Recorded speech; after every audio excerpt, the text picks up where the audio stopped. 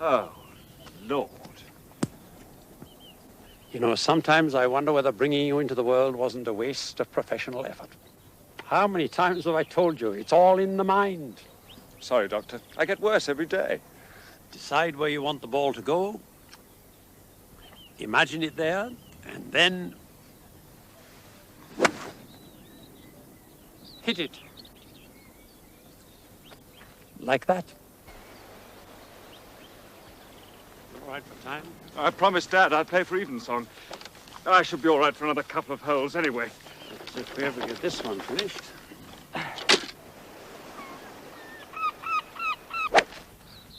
Oh. Of course, if you have no imagination, I suppose it doesn't work. I thought I heard a shout. I hope it didn't hit anyone. Oh, the ball can't possibly have traveled that far, can it? Not if the precedent is anything to go by. Ah, here it is. Good. Good? I mean, it didn't hit anyone. And is unlikely to be hit by anyone. Try getting it out of there. Not that one, you fool. This one. Now, if you can't manage with that, you better put the wretched thing out of its misery. Pick it up and throw it. Decide where you want the ball to go. Oh, every time I'm close to the edge, I do that. Every single time. Are you going to try and get it back? If I can see it anywhere.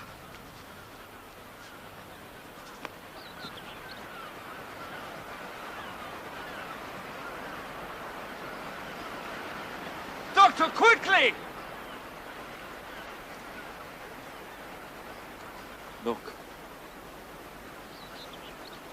Can we get down to him? There's a path further along.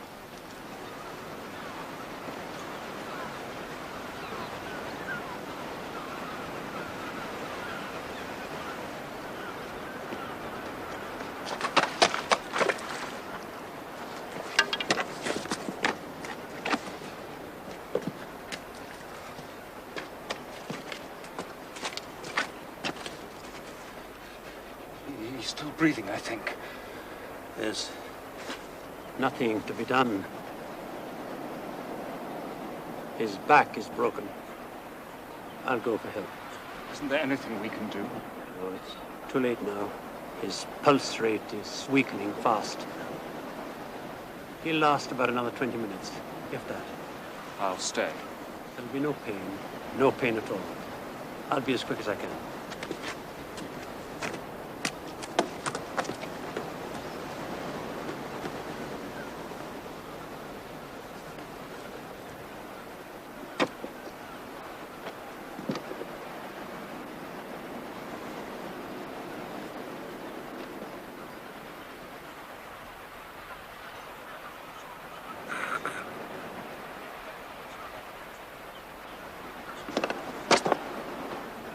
Why didn't they ask Evans?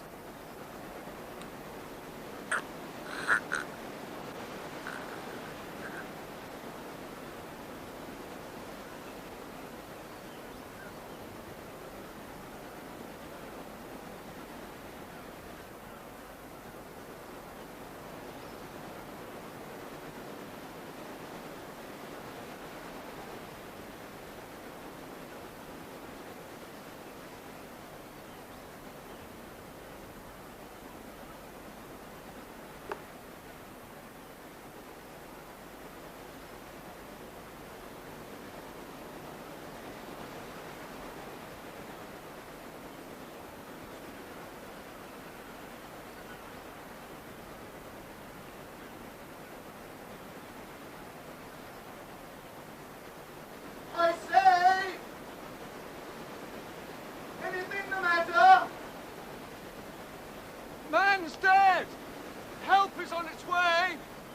I'll come down! There's a path to your right!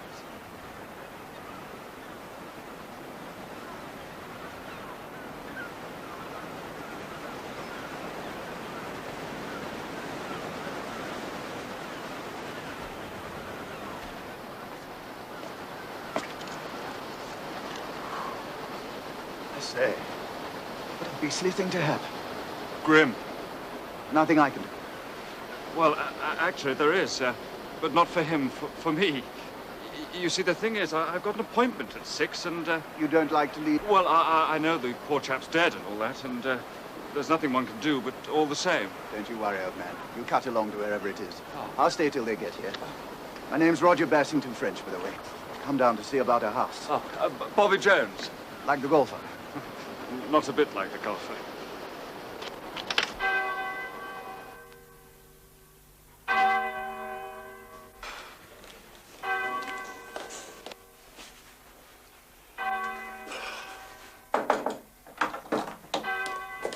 It's 5 minutes past, Vicar. Oh, well, I'll give him 5 more minutes, Roberts. Wretched boy. Punctuality may be the politeness of princes, but not apparently in my bench.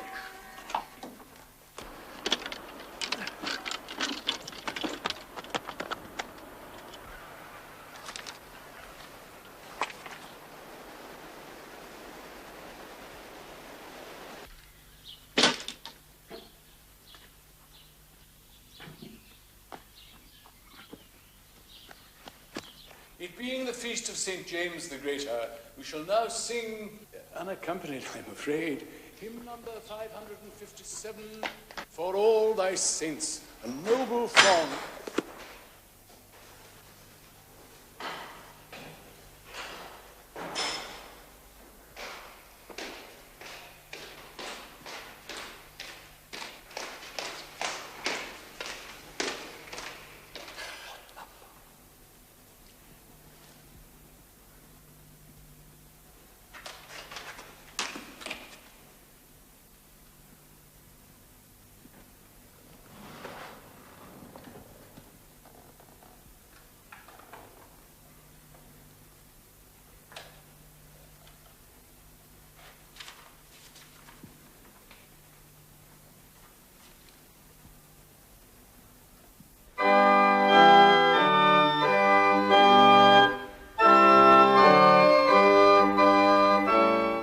If you cannot do a thing properly, my dear Bobby, it's far better not to do it at all. Ah, thank you, Mrs. Roberts. That smells quite delicious. I know that most of your friends have no idea of time, but there is one who must never be kept waiting. For what we are about to receive, may the Lord make us truly thankful. Amen. I'm sorry, Dad, but it really wasn't my fault. I was keeping guard over a corpse. You were what? Keeping guard over a poor blighter who stepped off the cliff. He must have gone straight on and over. Was he killed outright? No, unconscious. He died just after Dr. Thomas had gone for help. Well, I felt I couldn't just push off and leave him. So when another fellow came along, I just passed the job of chief mourner on to him and legged it here as fast as I could. Will nothing, not even sudden death, shake your deplorable callousness? Everything, however solemn, appears to be nothing but a joke to your generation. Oh, it isn't like that, really, Dad. I hesitate to say this, Bobby, but it's 8 months now since you were unfortunately invalided out of the Navy. Seems to me you're losing your grip of things. There isn't much to grip around here, Dad. Exactly. I think it's time you set about finding yourself a job. Well, actually, I may be onto something. I'm going up to London tomorrow to have a look. Oh, it's the first I've heard of it. Yes, well, I thought I'd better find out more about it first. Well, good prospects. I'm thinking of going in with Badger Beeden. My dear Bobby, you can't be serious. His great-aunt died. And left him £300.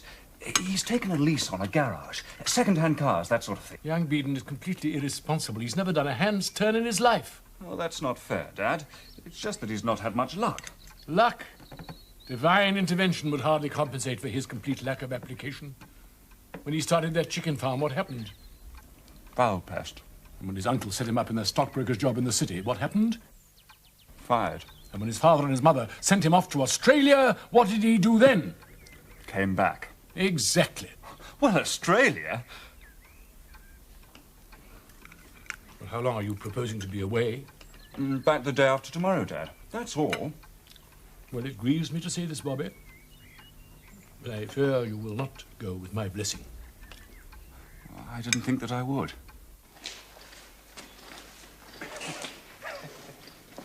Badger. Badger, I know practically nothing about cars. Oh, it doesn't matter, old chap. I tell you, we're bound to succeed. Put a lick of paint on, and that's all the ordinary fool notices.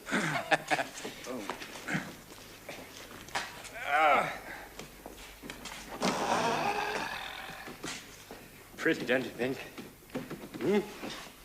It sticks a bit, that's all. Yeah.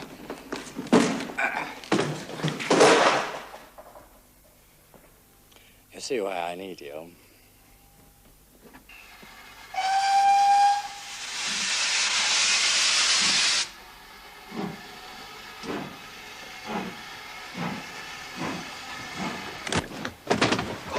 Oh, I say, I'm most frightfully sorry.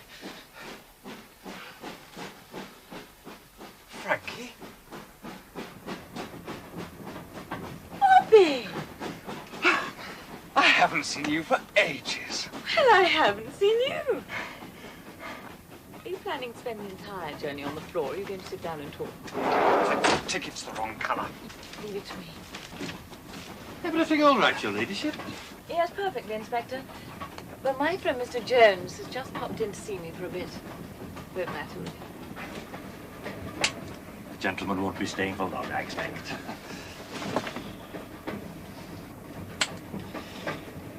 I shan't be round again till after Bristol.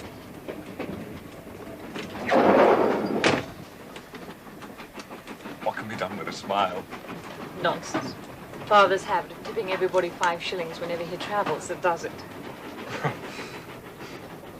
Oh, I must say it's nice to see you.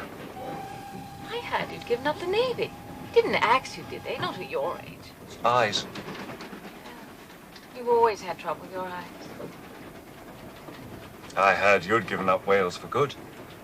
After the party I went to last night, I thought even the castle couldn't be worse, in spite of the drafts in the bathrooms. Oh, what was the matter with it? Oh, nothing really. Just like any other party, I suppose that was it. It's odd, isn't it? I've little to worry about. I have a choice of houses to live in, hideous family jewels, creditless shops. It's all family, it isn't it? What is you, do you think? Women with children, playing together, happy. Oh, Molly, I'm so tired of everything, aren't you? No, not really. I don't get the chance. By the way, what's all this about a man falling over the cliffs? Oh, yes, poor devil. Dr. Thomas and I found him. How did you hear about it? In the paper. Doesn't say anything about you and Dr. Thomas, though. Well, no. No, it wouldn't, would it? What does it say? Fatal accident on Welsh coastal path. The victim of the recent tragedy at Marchbolt was identified late last night by means of a photograph he was carrying. The photograph proved to be that of Mrs. Leigh Cayman. Mrs. Cayman was communicated with and journeyed to Marchbolt, where she identified the deceased as her brother, Alex Pritchard. Mr. Pritchard had recently returned from Siam. He'd been out of England for 10 years and was starting on a walking tour. Inquest will be held in Marchbolt on Monday. Oh, I believe I shall have to give evidence. Bobby, how thrilling! I shall come and listen to you. I suppose nobody pushed him over, did they? Pushed him over? Good Lord, no. Why? Well, make it much more exciting, wouldn't it? Life was not then extinct. No. Deceased was still breathing. There was, however, no hope of recovery. The man's back was broken. There were no signs of any violence, such as might have been administered by a third party? I can only say that all the injuries present are such as would have been occasioned by a man falling on the rocks 50 or 60 feet below, sir. There remains, then, the question of suicide? That is perfectly possible. Whether deceased walked over the edge or threw himself over is something about which I cannot give an opinion. Thank you, Dr. Thomas. Thank you. That will be all. Thank you, sir. Lieutenant Robert Jones.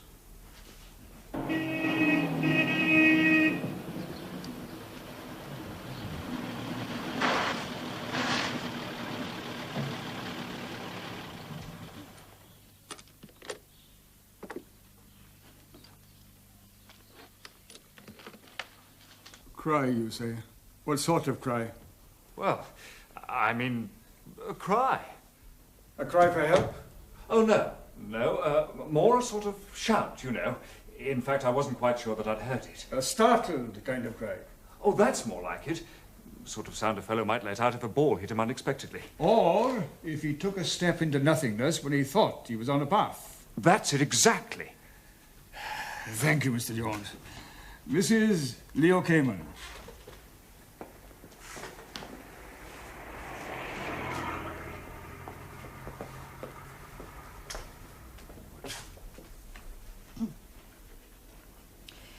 I swear by Almighty God, the evidence I shall give shall be the truth. The whole truth, and nothing but the truth. You are Mrs. Amelia Cayman of 17 St. Leonard's Gardens, Paddington. You are related to the deceased? He was my brother. Mr. Alex Pritchard. Mrs. Cayman, when did you last see your brother? The day before he fell. He said he was going on a walking tour of Wales. He had only just recently returned to this country from the East. He was so looking forward to it. He was in a happy and normal state of mind? Yes. You had no money troubles, or troubles of any kind in his life recently? Well, there was no sign of it. What was his profession, Mrs. Cayman? Prospecting. Well, that's what he called it. He was very seldom in England. You know of no reason at all which might have caused him to take his own life?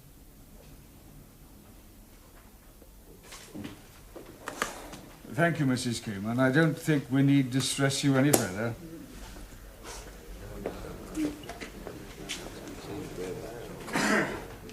Members of the jury, it is your task to decide how this man came by his death.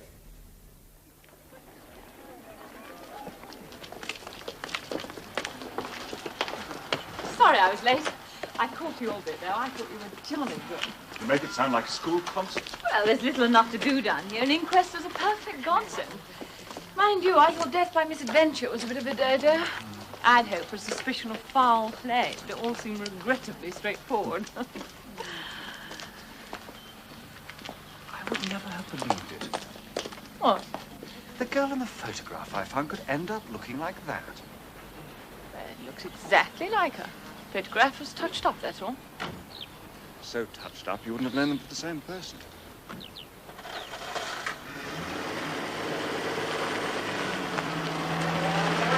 Anyway, where did you see it?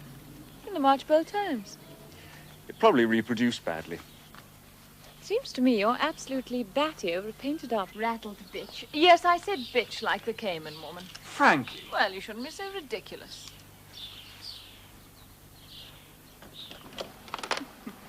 What is ridiculous is to quarrel about the damned woman. How about a game of golf tomorrow? You can't be as bad as you used to be. Can't I? Oh, I'm not sure I'm all that keen on golf at the moment. That's how all this started. Well, who knows? You may be lucky. Perhaps there's a lunatic at large, a pusher of people off cliffs. Will he strike again? Does Bobby Jones, the vicar's son, hold the key to the mystery that's terrifying the inhabitants of this sleepy little Welsh town? Go home! 10:30? At the golf club. I still think it looks exactly like her.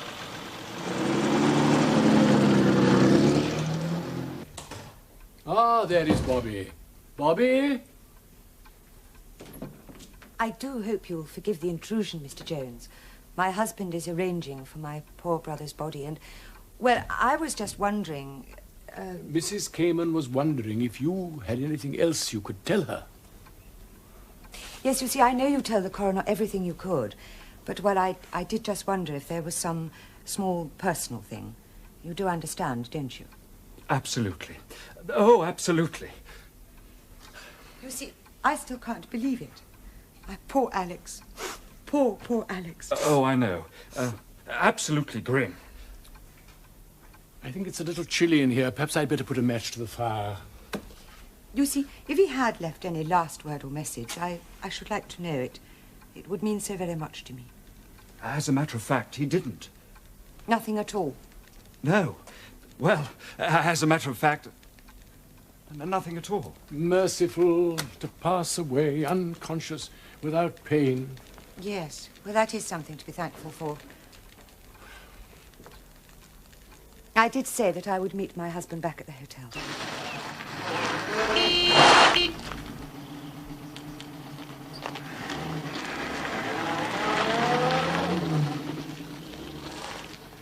You must put your trust in the great healer, time.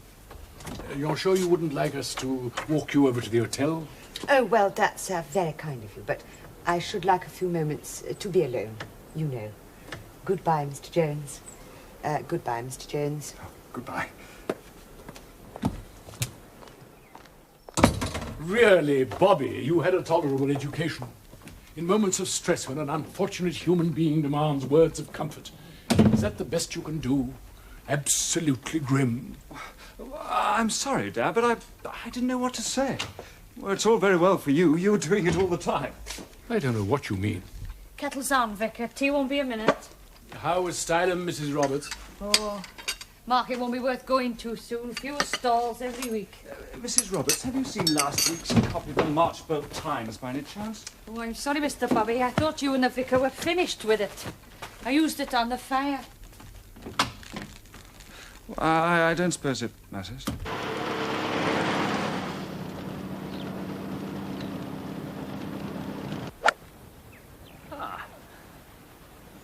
You see, you can do it when you try. Well, at least didn't go into the sea this time.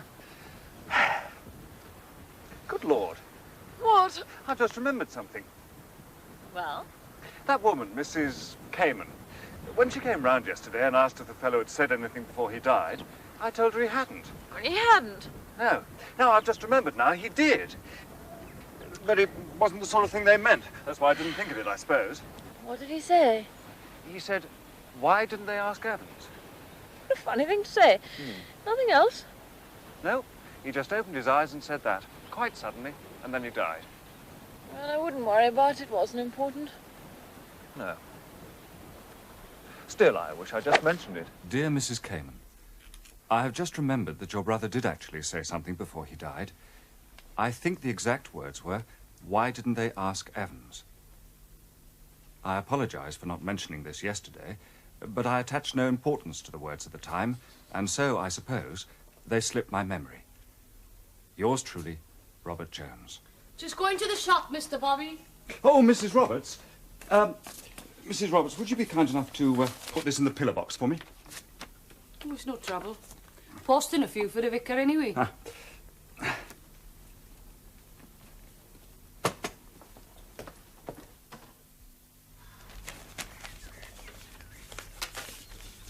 Well, I'm damned. Really, Bobby? Oh, sorry, Dad. Forgot you were there. But somebody's offered me £1,000 a year. What did you say, 1,000? £1,000? Hold in one, Dad. But that's quite impossible. Well, a bit unlikely, I agree, but not impossible. Well, who are these people? Some shipping firm in Buenos Aires. I've been highly recommended. They don't say by whom. Remarkable. Remarkable. They must be complete lunatics, I agree. Nothing of the kind. The South American firm obviously realizes the value of a young man of integrity. All the same, Dad. Why me? Well, ex-officer of the British Navy, Vicar's son. Oh. They want you to telegraph your acceptance immediately and be ready to sail for Buenos Aires within the week. Well, it's rather short notice, I grant you. Dad, I can't. What on earth do you mean? Well, I'm fixed up, aren't I? With Badger. Even Badger Beeden can't be such a complete ass to imagine you're going to turn down an offer of £1,000 a year. Well, it's no good, Dad. I can't let him down. He's counting on me. Well, why is he counting on you? Will you tell me that? Well, Simply because he knows that you're as big a fool as he is. How beautiful you are. They wouldn't believe me. They wouldn't believe me. Really, Roberts? Oh, sorry, Dad. How sharper than a serpent's tooth it is to have a thankless child. Haven't you anything to do? Tell you the truth, Dad, I'm a bit bored. I thought I might go for a walk. Do you a power of good, young man. Risk 12 miles or so across country. Wish I could come with you.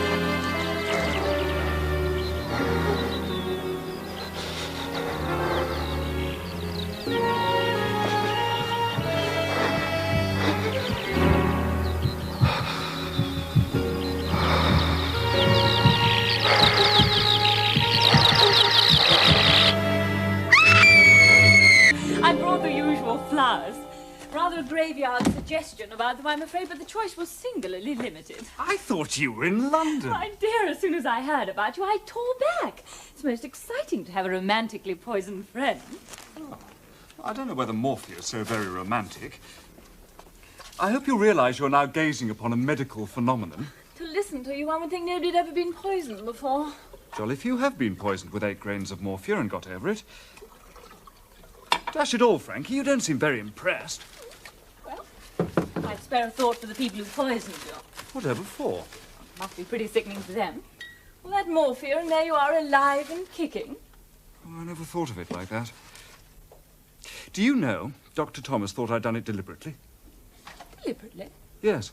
He says anybody who plays golf the way I do should be forgiven for taking the easy way out. Someone must have put the stuff in my beer while I slept. Apparently, even the dregs were lethal. Which just goes to prove that what I said on the train was true. What did you say? That man Pritchard, or whatever his name was, didn't fall over the cliff at all. He was pushed. Oh, Frankie. Well, it's obvious, darling. I mean, who would want to put you out of the way? Haven't any enemies that you know of? Well, there you are, then. Where? Well, it must have been something to do with Pritchard. You had seen something that you weren't supposed to see, or so they, whoever they are, think. Bobby, well, has anything else out of the ordinary happened? Well, there was that letter offering me a job for £1,000 a year in Buenos Aires. People I'd never met. Well, there you are, then. First, they try to get rid of you by offering you a job abroad, and then when that doesn't work, they have to put you out of the way altogether. But what on earth is it I'm supposed to have seen? Oh, well, that's the difficulty, I agree. And anyway, if I had seen anything, I would have said so at the inquest, wouldn't I? Well, I have to go away and think about it. And do I kiss you or don't I? It's not catching. Then I'll do my duty to the sick thoroughly. Magazines and papers. I'm sorry they're a bit out of date. And I'll see you tomorrow.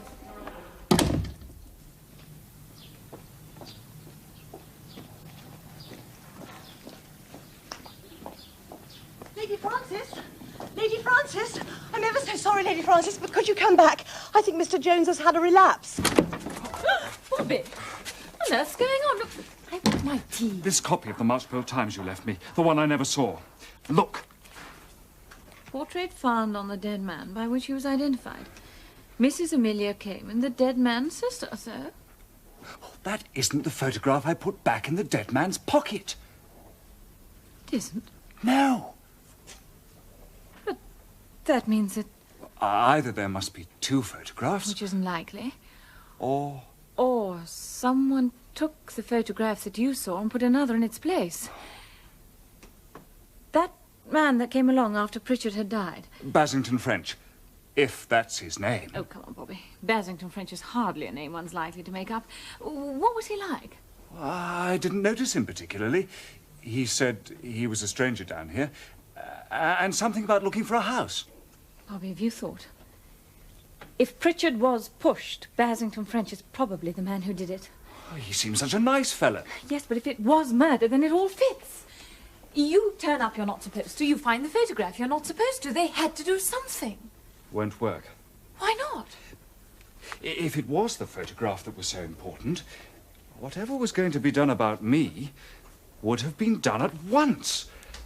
Otherwise, the chances are that I'd have seen this copy of the Marchfield Times and immediately said, that isn't the photograph I saw. Why wait until after the inquest to have a go at me when everything was nicely settled? Oh, and there's another thing. Basington French didn't appear until after I'd put the photograph back in the dead man's pocket. Damn. So it's got to be something they didn't know till after the inquest. Don't know why I keep saying they. I do. Because the Caymans must have been in it as well. Of course. I bet she isn't even his sister. Well, it puzzled me all along. I mean, the dead man, whoever he was a gentleman. Mrs. Cayman was in a different class altogether. But if he isn't Mrs. Cayman's brother, then... who is he? And why was it so important he shouldn't be recognised? And why was the portrait of Mrs. Cayman put into his pocket and the portrait of the fair unknown removed? Was she fair? She was very pretty. Would you recognize her again? Oh, I'd know her anywhere. Bobby, what was it that Pritchard said just before he died? Why didn't they ask Evans? But you didn't tell the Caymans that, did you? As a matter of fact, I did. You did? Yes. Yes, I wrote to them that evening, saying it was probably quite unimportant, and they wrote back, politely agreeing, and thanking me for taking the trouble. I felt rather snubbed. And 2 days later, you get a letter from a strange firm bribing you to go to South America. Yes. Well, what more do you want? Look at it from the Cayman's point of view. Everything's gone off well. Body successfully identified. Verdict of accidental death. Everything in the garden lovely. Then you come along and mess it all up. Why didn't they ask Evans? I don't see how that could put the wind up anybody. That's because you don't know. So what do we do now? Check up on Basington French. I believe a friend of mine was down here the other day, a Mr. Basington French. He was looking for a house. Making inquiries about various properties with a view to purchase. He was obliged to return to town the next day, so he couldn't view many of the houses we have to offer. Since he left, 1 or 2 highly suitable properties have come onto the market. I've sent him on particulars to Merroway Court, Staveley, Hants. But I've had no reply. He's guilty. He's definitely guilty. I mean, you don't go into a house agent's at 6:30 in the evening, then up to London the following day. Why make the journey at all? Why not write? I must say you've done jolly well so far. That's not all. After that, I tackled Inspector Williams. Oh, what did he say? He said the deceased had very little on him. 1 handkerchief, not marked, some loose change, a packet of cigarettes, a couple of treasury notes, no letters, and just 1 photograph. Not the one I saw. Didn't he say anything else? Yes, could he borrow the castle grounds for the police fete? Oh, and there was a car scene in the vicinity the day that you were poisoned. A dark green Talbot saloon. Did they get the registration number? Well, no, not quite. It was, GG something or other. Oh. There must be hundreds of dark green Talbots in England. Almost as many as there are Evans in the Marchbell directory. 482. I'm thinking of taking for my text this Sunday, and he that was dead came forth. Well, Lazarus, you know, seems most apposite. Oh, I beg your pardon, Lady Frances, I didn't see you. I've always thought everyone must have been perfectly furious with him. Lazarus, I mean. Well, there he was, safely tucked away, all that wailing and gnashing of teeth going on, then suddenly he's up and about, making everyone look silly. It was a miracle, Lady Frances.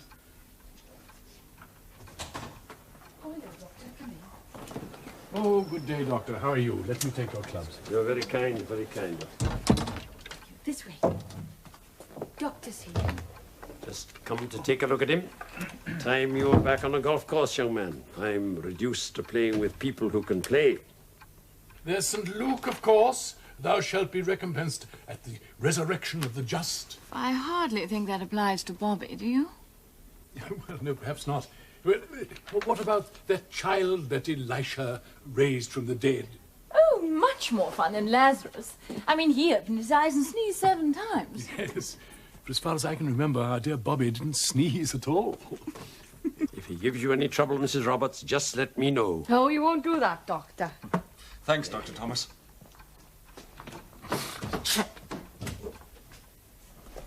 Ah, you off, Doctor? Oh, I must get in a few holes before surgery.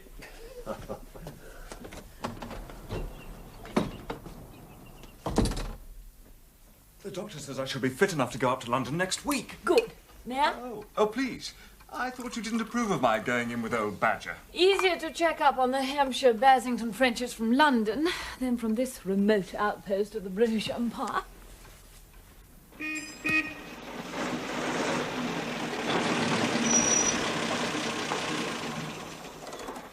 Bobby, this is George Arbuthnot. He's a doctor, and we shall need him for a little scheme that I've got on. Shall we?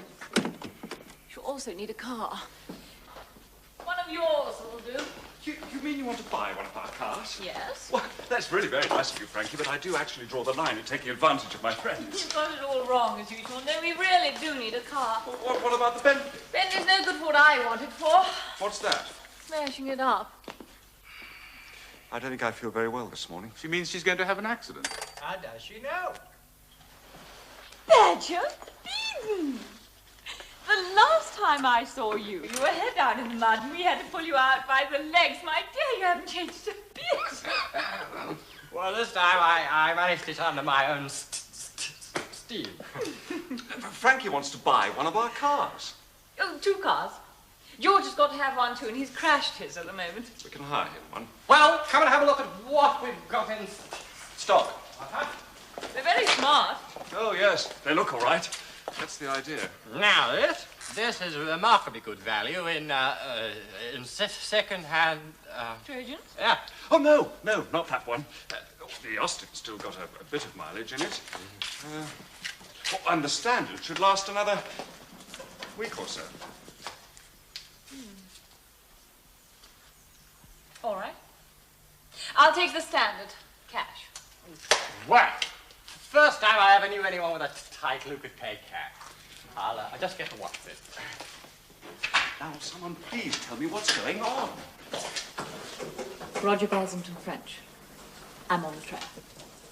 Merroway Court belongs to his brother, and he lives there with him and his American wife. Whose wife? The brothers, of course.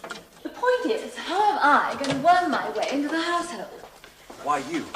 Why not me? Or both of us? Because, my dear child, Basington French knows you, and he doesn't know me from Adam. And I'm in a frightfully strong position because I've got a title. Very useful things, titles.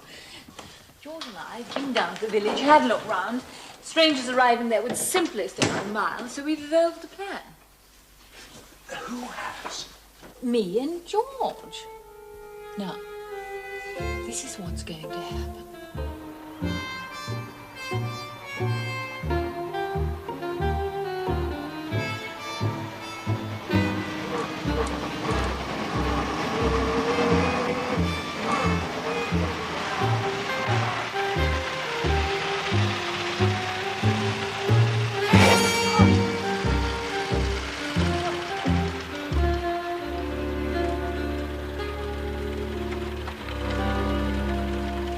Actually going to sell this to someone. All it needs is a bit of work. It needs a new engine, a new gearbox, 4 new tires and some brakes. Let's hope the law of gravity still holds good and it gets down the hill of its own volition. Frankie, are you sure you know what you're doing? It's all beautifully planned, I told you. George, off you go.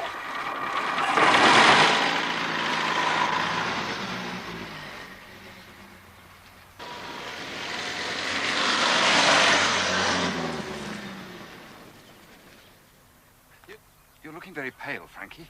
Are you sure you're all right? I made up pale. Wouldn't want me carried into the house blooming with health. Now, look, this is what you have to do. When George waves his handkerchief and I wave mine, start her off. I'll stay on the running board until the pace gets too hot, and then I'll jump off. Don't hurt yourself. Oh, I shall be extremely careful not to. It might complicate matters to have a real accident on the spot of a faked one.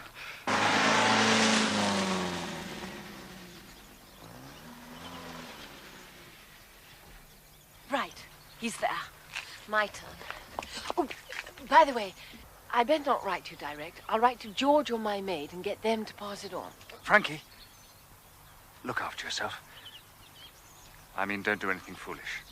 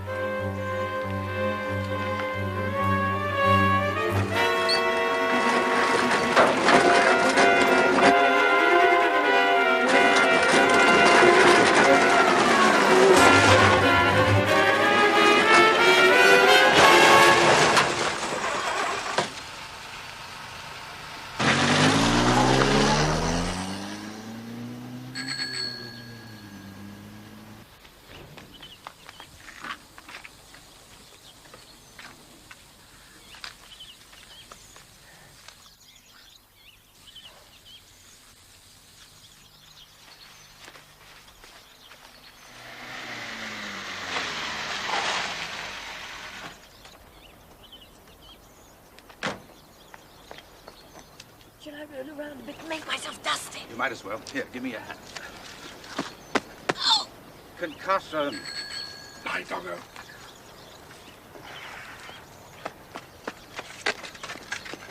Oh, has there been an accident?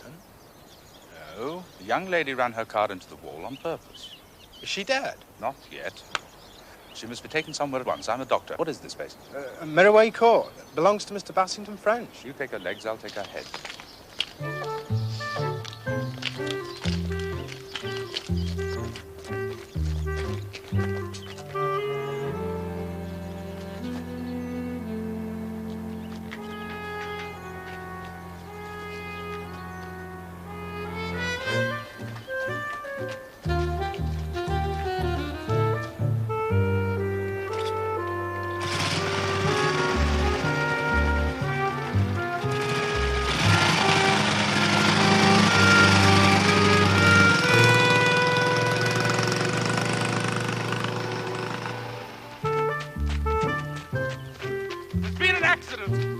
I can carry this lady into. She needs to be attended to at once.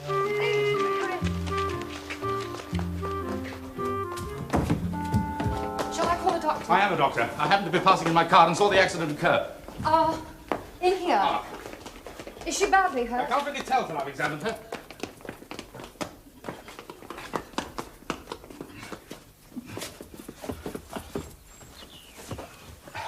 I'll be in the hall if you want me. She looks terribly pale, poor child.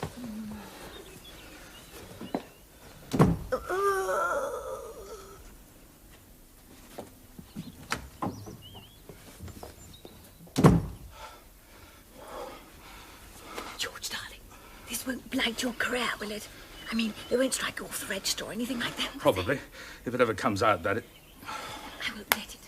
Don't worry, George. I shan't let you down. By the way, you'd better be a Christian Scientist. Christian Scientist? Well, we don't want any other doctor examining you, do we?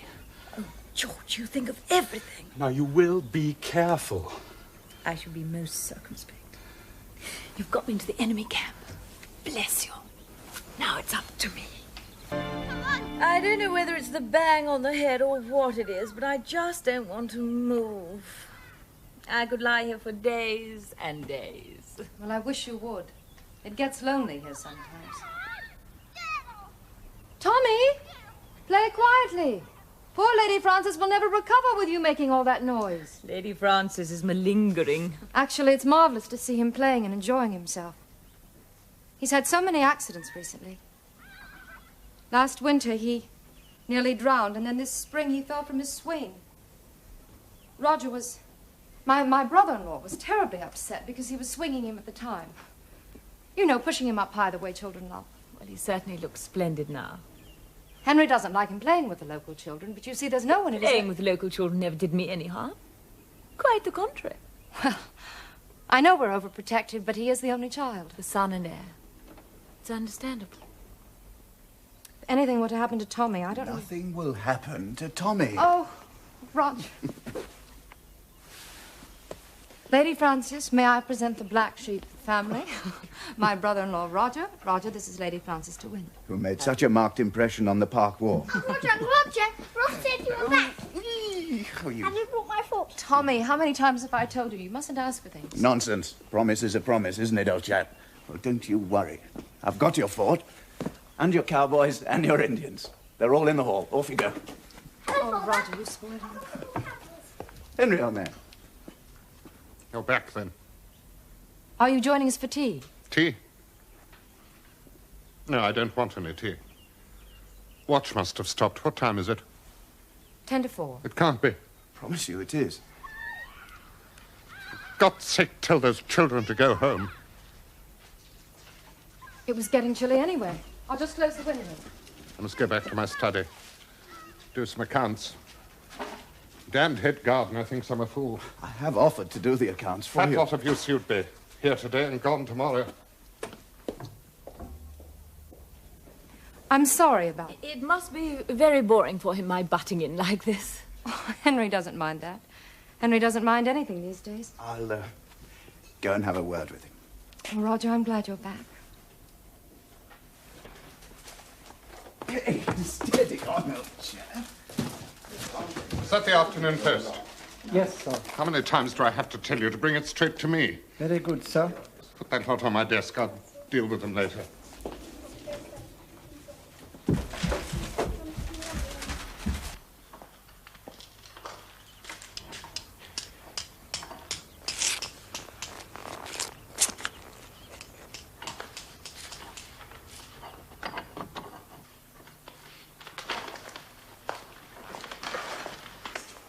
Dad! Oh, Bobby! Is that you? What are you doing here? Had to come up to sort out that dreadful mess about the new hymn books. I ordered 3 dozen in red Morocco. And that fool Lewis sends me 2 dozen black.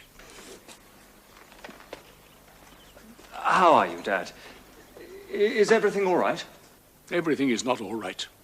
That young woman who was taking your place, only temporarily, I trust, doesn't seem to appreciate the fact that congregations like ours like their hymns taken at a leisurely pace. Onward, Christian Soldiers may have been written to help a group of small children to climb a hill, but there's no reason why she should attack it in quite such a vigorous manner. Oh, good morning, Vicar. Good morning, Badger. I trust the venture prospers. We sold 3 cars in 5 days. Only one was brought back. Bloke said we must have given it an injection or something to get it going in the first place. Remarkable.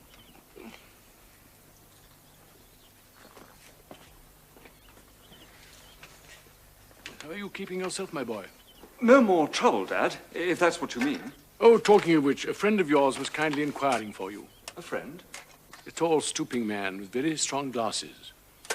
He stopped me just as I was going into the vestry. He seemed most anxious to know how you were. I gave him your address. I expect he'll be looking you up soon. When was this, Dad? Just a few days ago. Would you like a cup of tea, Vicar? If you'll excuse me, I think I must catch the 12:40 from Paddington. Take care of yourself, my boy. And you, Dad. Well, that was a mistake. You play a very good game. No, I don't. I'm too lazy to practice, but it's kind of you to say so. Lady Frances. Oh, please, please call me Frankie. Everyone does. You'll think I'm quite mad, I know. After all, I barely know you. But I do feel I have to speak to someone about Henry. And I know instinctively I can trust you. Do you think you should? Last night I caught you watching him. You see what I see, don't you? The abrupt changes of mood, his appearance, the eyes. Yes. Yes, I have noticed. It's morphia. I'm sure it's morphia. Or some sort of opium. Morphia? I first noticed it about 6 months ago. He was complaining of sleeplessness a good deal. How he first came to get the wretched stuff, I don't know, but I think it began then. How does he get hold of it? By post. I'm almost certain. Like yesterday, for instance. You saw how he was at tea time. Something arrived in the afternoon post. By dinner time, he was a different man. Oh, Roger. Where does it come from? I know one thing. No reputable doctor would let him have it. Why are you telling me this? I don't know what to do about Sylvia. You think she doesn't know? Either she doesn't know or she doesn't want to know. If only he'd consent to go for a cure. There's a place quite near here, actually, run by a Dr. Nicholson, Canadian, a very clever man. Henry likes him, too. My, you two look as if you've been very energetic. 3 sets, and I lost every one. I hope you haven't let him tire you out. I thought we might make up a party. Ask the Nicholsons over. You'd like Moira Nicholson. She's a pretty little thing, isn't she, Sylvia? Well, men seem to think so. Judge for yourself. She has the most appealing eyes. That's exactly what Alan Carstairs said. Someone who came down here a few weeks ago with some friends of ours. He seemed quite smitten by her, didn't he? Looks a little sad. It's hardly surprising. Living in a sanatorium surrounded by depressives and drug addicts can't be much of a life. And either she worships her husband or she's scared to death of him. I can never make out which. He's a very forceful man. You don't like him? No, I don't like him. I don't like him at all. 2 loads of morphia turning up within days of each other can't be a coincidence. But that would mean that Bassington French would have had to be around in Wales on the very day Bobby was poisoned. When was it exactly? Let me think. Tuesday I lunched with the Parkinsons, and Wednesday was the first night of that new review. That was the 16th. It must have been the 16th. All you have to do is find out where Roger was on the 16th. Oh, that's going to be very easy, isn't it? Look, that run on the black 7, bring the 2 across, and you'll clear the king of... I'm sorry. It's maddening, isn't it? Quite maddening. When you smile, are you sure we haven't met before? Recently, quite recently. Wasn't it that party of Lady Shane's at Claridge's? The 16th it was. Oh, he couldn't have been there. The 16th was Tommy's birthday. We had the most ghastly children's party. How I'd have got through it without Roger, I just don't know. Besides, if I had met you before, I should never have forgotten. That's the extraordinary thing about this place. When nothing happens most of the time, the most trivial things become memorable. Well, if you think this is quiet, you should try Wales. Mind you, we do have the odd bit of excitement. We had a man fall off the cliff last month. We were all thrilled to the core. Rotten for him, of course. But it did give us something to talk about. Was that a place called Marchbold? Yes, that's right. We live 7 miles from there. What an extraordinary coincidence. That must have been your man, Roger. Your man? I was actually in at the death. Stayed with the body till the police arrived. But what were you doing there? He had some absurd idea, buying a house down there. It's not absurd at all. I shall settle down someday. Well, when you do, settle down near us, not in Wales. Didn't turn out to be suicide or anything, though. Oh, no, it was all painfully above board. Didn't you see his picture in the paper? I really don't remember. I think I've got a cutting in my bag. Must have been awfully handsome, this Alex Pritchard. Before he was dead, I mean. Oh, yes, I remember. He looks a bit like Alan Carstairs. I said so at the time. There is a look of him about it, I agree. There is no real resemblance, you know. Alan Carstairs, I've heard that name before somewhere. Perhaps he was at Lady Shane's on the 16th. Oh, he's quite a celebrity in his own way. He's a Canadian. A naturalist, a big game hunter, an explorer. Not that I know him all that well. He came down here with some friends of ours, the Rivingtons, for lunch one day. Very attractive man. And he fell in love with Maura Nicholson? With her photograph, yes. It was his first time in this country, I believe. Last year he'd been on tour through Africa with that millionaire man, John... Savage. You know, the one who thought he had cancer and killed himself. Funny. Yeah, Alan Carstairs, looking so like that man who fell over the cliff of Marchbold.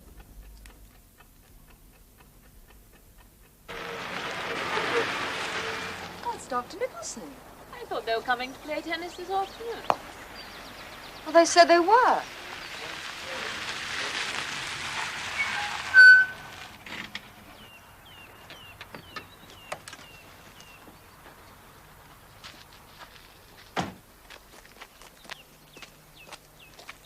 My dear Sylvia, I'm the bearer of sad tidings. Moira has a slight migraine. I'm afraid we won't be able to make up a set this afternoon. Oh, my guest will be very disappointed. May I introduce Lady Frances Derwent? Lady Frances, Dr. Jasper Nicholson. How do you do? Lady Frances has created quite a stir in the district. I have. Earl's daughter survives the unorthodox arrival at Merroway Court. You know, there was one thing that intrigued me. Yes? The doctor who was passing, the one who brought you in here, he must have had a most curious character. To turn his car around before going to the rescue?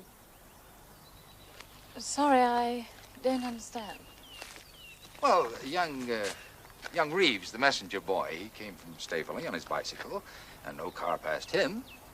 Yet he comes round the corner, finds the smash, with the doctor's car pointing in the same direction as he's going, towards London.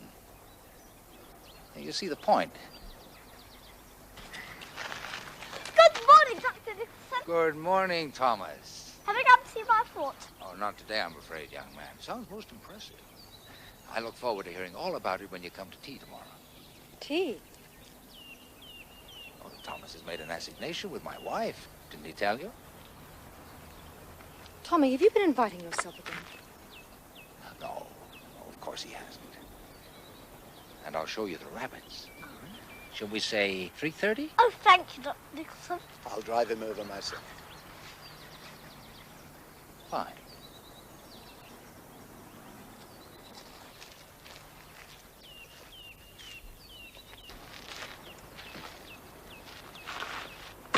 Bye.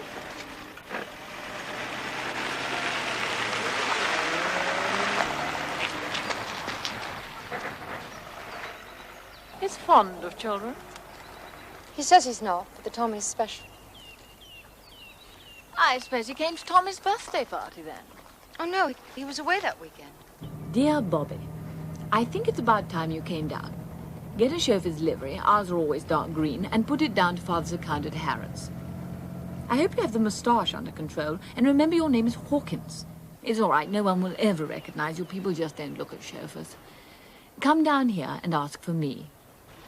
You'll have to put up at the pub and get what local information you can there, particularly about a Dr. Nicholson who runs a place for dope fiends. Several suspicious circumstances about him, like he owns a dark green Talbot saloon, was away from home on the 16th when your bear was doctored, and is altogether far too interested in my accident. Au revoir, my fellow sleuth. Love from your successfully concussed Frankie. Oh, and P.S. I think I've identified the corpse. I just don't like Tommy going over there. You shouldn't have said he could go then. If Tommy ever found out what he does to those poor rabbits... What's the matter with the rabbits? Oh, he uses them for drugs, tests, experiments. All that sort of thing. What about the people? Have you ever thought about the suffering and torment they go through? Can you imagine what it's like to get used to a drug and then have it taken away from you? People have gone raving mad. And all you can think about are rabbits.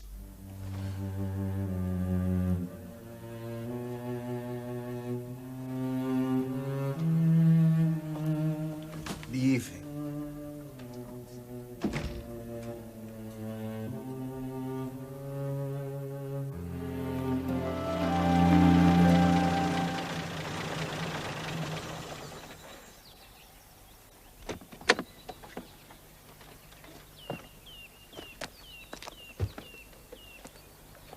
Everything all right then, Hawkins? Yes, my lady. She's been thoroughly overhauled. That's all right then. Quite a bus you've got there. Yes, sir.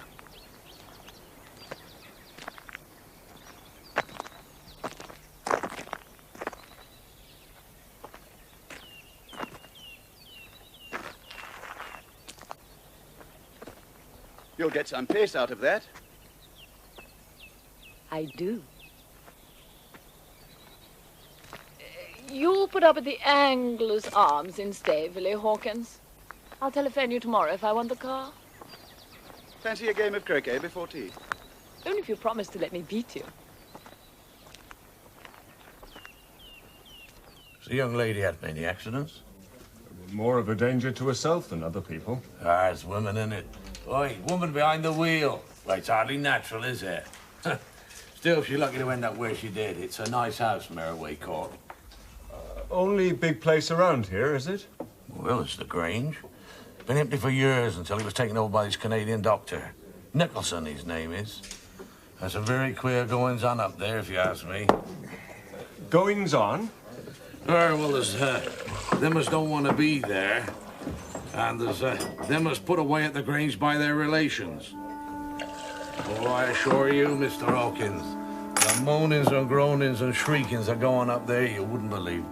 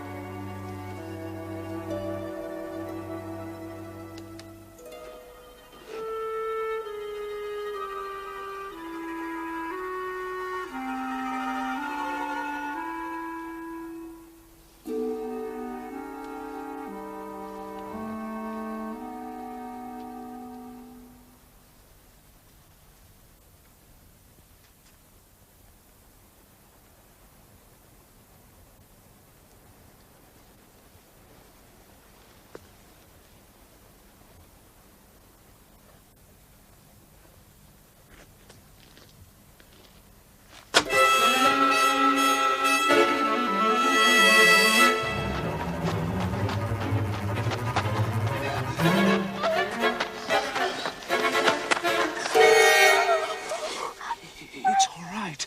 It's quite all right. What's the matter? Go away. No. I want to help you. No one can help me. At least tell me what it is that frightens. You're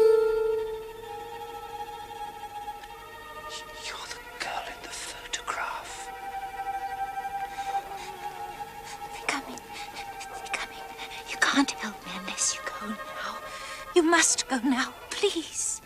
Mr. Hawkins? Mr. Hawkins? Oh, yes. Sorry, I was miles away. You're wanted on the telephone.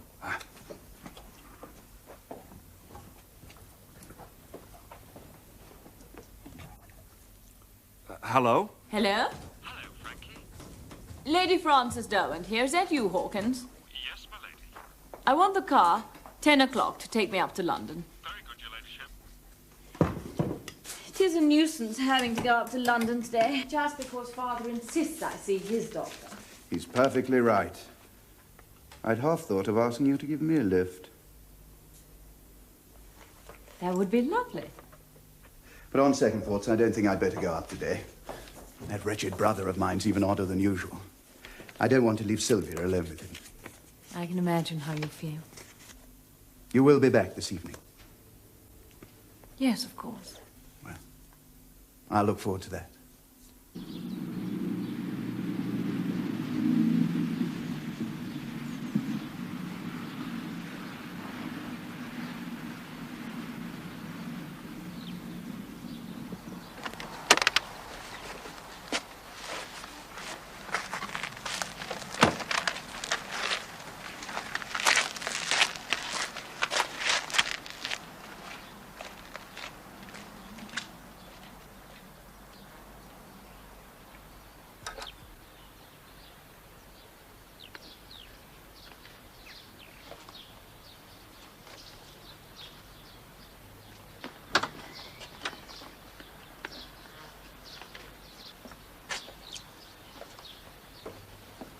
Goodbye.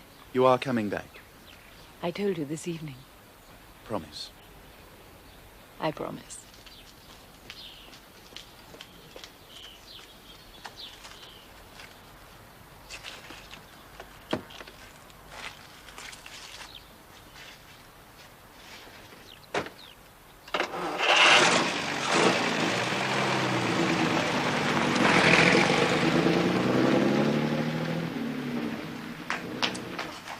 Gone. Don't worry, Sylvia. She'll be back. Right. I think we can talk. Do you talk to Hawkins? You're not Hawkins. I know that, and it really is quite a strain. I mean, for instance, when does one say "m'lady," and when does one say "your ladyship"? It's the sort of thing the real Hawkins knows, and I don't. I could get caught out. I think I'm molting. Really is frightfully good. It's also frightfully uncomfortable. Now, I'm nearly certain that the dead man was someone called Carstairs. Carstairs? Alan Carstairs. He was a big game hunter and explorer, and he was brought down to the Basington Frenches by some people called Rivington. And I've found the original of the photograph. Not the one in the man's pocket. Yes. I mean, that's marvellous. Where? In the grounds of Dr. Nicholson's nursing home.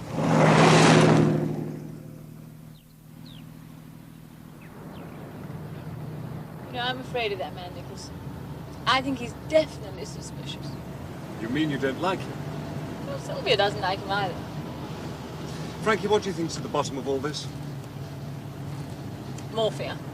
Morphia? It's the only thing that you and I and Dr. Nicholson have in common. I don't understand. It's too much of a coincidence. First someone tries to poison you with morphia. Then Roger's worried his brother's a morphine addict. Then Dr. Nicholson turns up in charge of a clinic who uses morphia. What's more, on the day that you were poisoned, Roger was at Merroway Court and Dr. Nicholson wasn't. And remember that he drives a dark green Talbot saloon. Well, not exactly evidence, I know, but I must admit it fits nicely. Almost too nicely. And Roger? What about him? You know, I think you're wrong about him. In what way? Well, you've cast him as the villain of the piece, haven't you? Not at all. You worked it out logically, and you decided he must be the villain of the piece. Because of the photograph. Yes. Roger was on that cliff top when the man went over. No one else could have changed it. But that's all we've got against him, really, isn't it? All? Oh, well, I know, but now I feel he's innocent. Frankie, you haven't fallen for Roger, have you? Don't be absurd. Bobby, I just feel there must be some sort of innocent explanation. I don't see how there can be, especially now that we've found the girl in the photograph actually in the neighborhood. That seems to clinch the matter. Frankie, duck!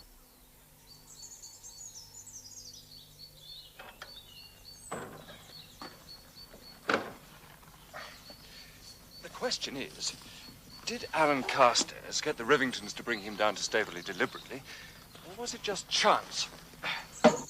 Or was he simply on the track of the girl? The girl?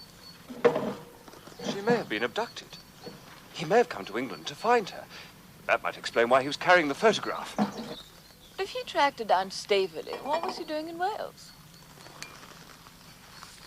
Obviously, there's a lot we don't know yet. Like Evans. Evans? Why didn't they ask Evans? We haven't had any clues about Evans's at all. Evans' part of it must be to do with Wales.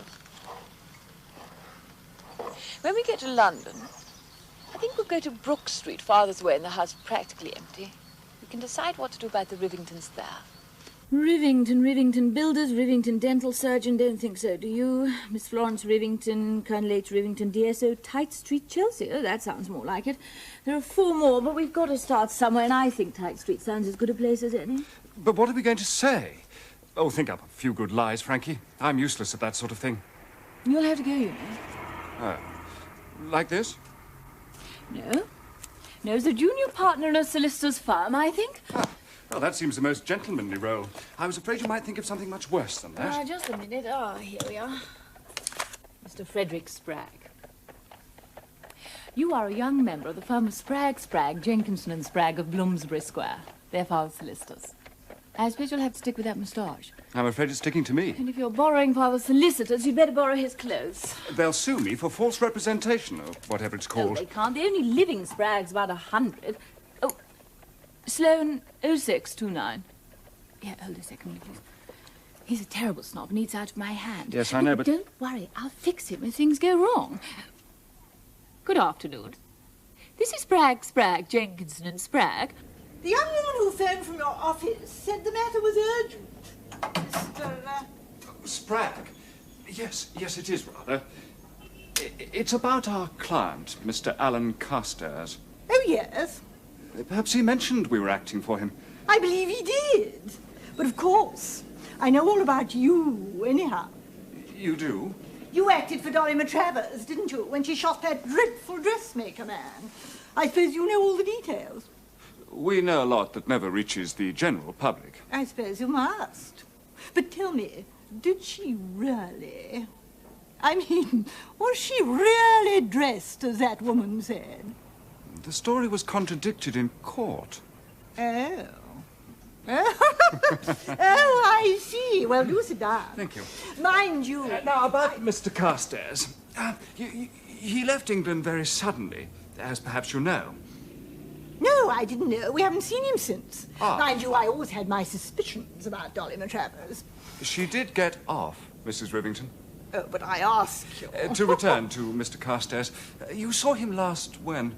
Oh, 6 weeks ago, 2 months. I really can't remember. But surely, I thought... Oh, yes, of course I can. It is when we took him down to Staveley. He just arrived in England and we were going to Scotland.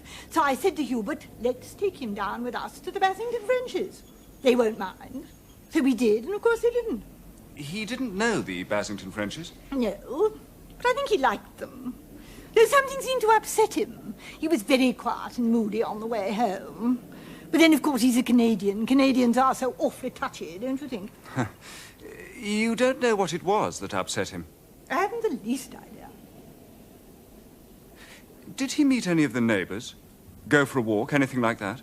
No, it's just ourselves and them. Ah. But it's odd you're saying that, because he did ask an awful lot of questions about some people who lived nearby. A doctor, something or other. Nicholson? Oh, do you know him? Well, I have had Oh, I occasion... must say, he sounds absolutely fascinating. Did Mr. Carstairs know the Nicholsons? No. And that's what made it so odd, because he wasn't a curious man as a rule. But he wanted to know all about them, how long they'd lived there, where they came from, all that sort of thing. Did he say why he himself was in England? No. But we thought, Hubert and I, that it might be something to do with that poor millionaire friend of his, who died so tragically. Now, what was his name, you know? Savage. John Savage. Alan was very upset about that. Do you know, some doctor actually told the poor man that he had cancer, and he killed himself. Disgraceful. I mean, only last spring our doctor told poor Hubert that he had mumps, when all it was swollen glands. Thank God. To return to Mr. Carstairs, we're trying to trace him rather urgently, you see, and he hasn't left an address. And when we heard him mention that he was a friend of yours, we thought you might be able to help us. Oh, I see. No, I'm afraid I can't. We haven't seen him since. Ah. Well, thank you very much, Mrs. Rivington. I do apologize for having taken up so much of your time. It's so interesting, I think, the way the legal mind operates. Oh. And of course it's fascinating to know that Dolly Matravers really did. Mrs. Rivington, I said nothing at all. Yes, but then you lawyers are always so discreet, aren't you? So it was just chance that took him to the Basington Ventures. And while he was there, someone mentioned the Nicholsons. You see, it is Nicholson who's at the heart of the mystery, not Roger. Oh, looks quiet. I wonder where they all are. He wasn't expecting you back so soon. He's probably out pushing people over cliffs. Thank you, Hawkins. That'll be all. I'll telephone you when I need you.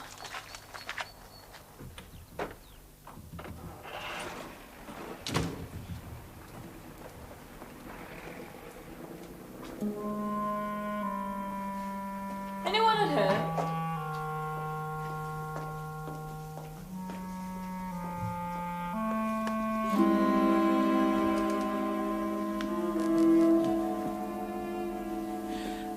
I interrupted you. I came back sooner than I meant. Mrs. Bassington French is very upset. Yes. I rather gathered that. Well, she had to know the truth.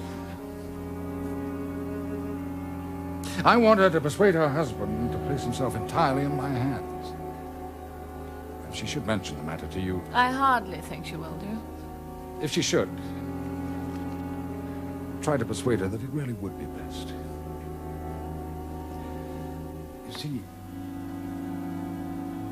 an addict can destroy not only himself, Lady Frances. He can destroy everything he loves best.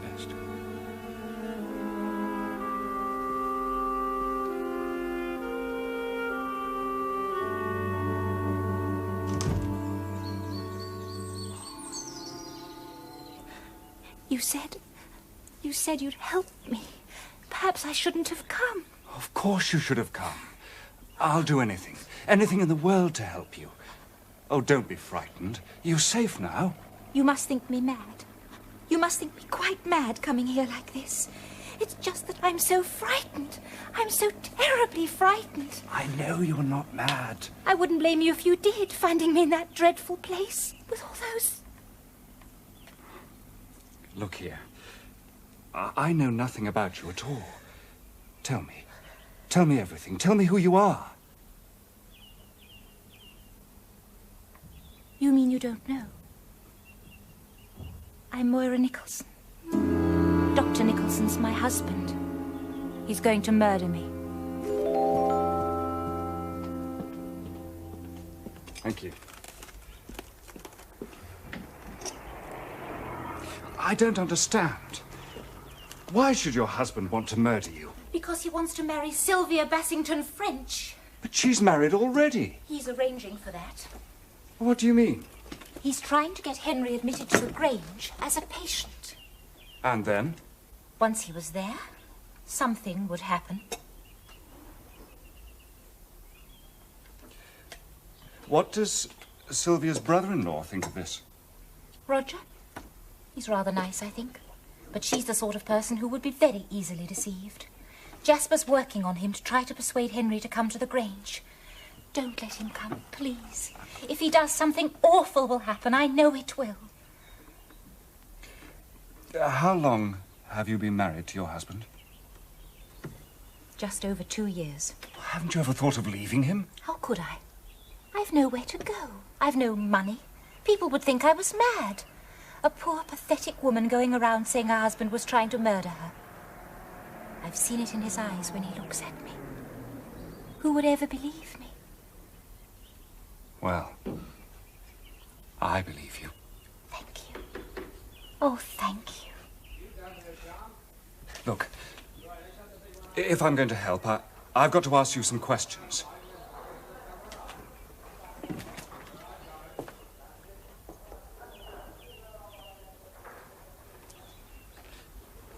Did you ever know a man called Alan Carstairs? Yes. You knew him before you were married? Yes. Did you at some time or other give him your photograph? Yes. Has he been here to see you since you were married? A few weeks ago. Did your husband know of this? No. Are you sure? I don't understand. Would you say your husband was a jealous man? Jealous? No. Possessive? Yes. Why are you asking me all these questions? Well, look, there's a lot I have to tell you, but it isn't safe to go on talking here. And besides, you've got to meet Frankie. Lady Frances Derwent? I thought you were her chauffeur. The landlord said you... Trust me, I'll explain about that too. But we've got to find some place to talk where there's no danger of being overheard.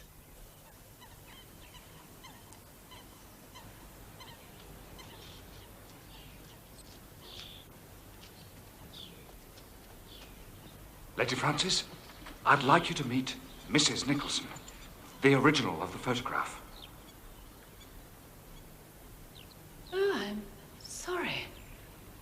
But I do see now why the sight of Mrs. Cayman at the inquest came as such a shock to you. I must be an absolute fool not to realize. I'm sorry, I'm afraid I don't understand. Oh, no. No, of course you don't. Look, I'm afraid I'm going to have to give you rather a shock. This friend of yours, Alan Carstairs, well, you've got to know he's dead. Tell me. He fell over the cliff at Marchbolt, the place where I live. I and the doctor there happened to be the ones to find him. So that's why he never came back. He had your photograph in his pocket. Dear Alan. So, when I came face to face with you that night, you can imagine how I felt. You recognized me very quickly. I'd have recognized you anyway. When did all this happen? I think it was just after he came down here. Did he mention anything about going to Wales? You don't, by any chance, happen to know anyone called Evans, I suppose? Evans? No, I don't think so. Why? Just before your friend died, he regained consciousness and said... Why didn't they ask Evans? It's a very common name. And then these terrible people, the Caymans, turned up at the inquest and identified him as Mrs. Cayman's brother, Alex Pritchard. And your photograph had gone, and this Cayman woman's was in its place. Here in the east, we'll have the Comanches. It says on the box they're Sioux. Well, it's the principle that counts. Now, where's that cannon? Do be careful, won't you? Mother says must never put it in one, even though it's only clockwork. Quite right. We'll put it here, I think, then we can really let them have it. You do it, old boy, will you? Just about there, I think.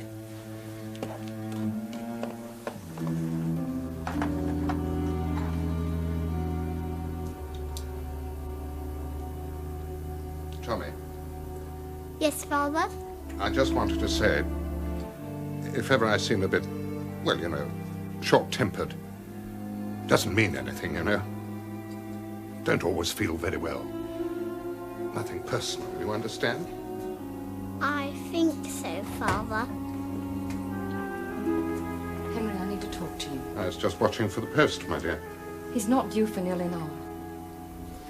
Tommy, if you go down to the kitchen with Mary, Cook has a surprise for you.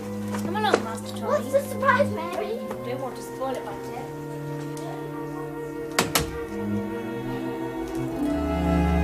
And we think that Roger Basington French pushes Pritchard, or Carstairs, over the cliff.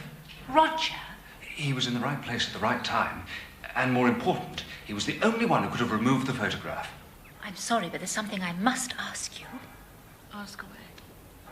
Well, I don't know how to put this without sounding... Well, did you really come down here by accident? Or did you come because you suspect my husband? I give you my word of honor. We'd never even heard of your husband till we arrived down here. Only, you see, I think my husband suspects you. What was that? Heavy-footed rabbit, probably. What does your husband suspect? Well, that your accident when you drove into the wall, that it wasn't really an accident at all. He's quite right. It wasn't. Wasn't? I drove into the wall on purpose, and Bobby came down and pretended to be my chauffeur.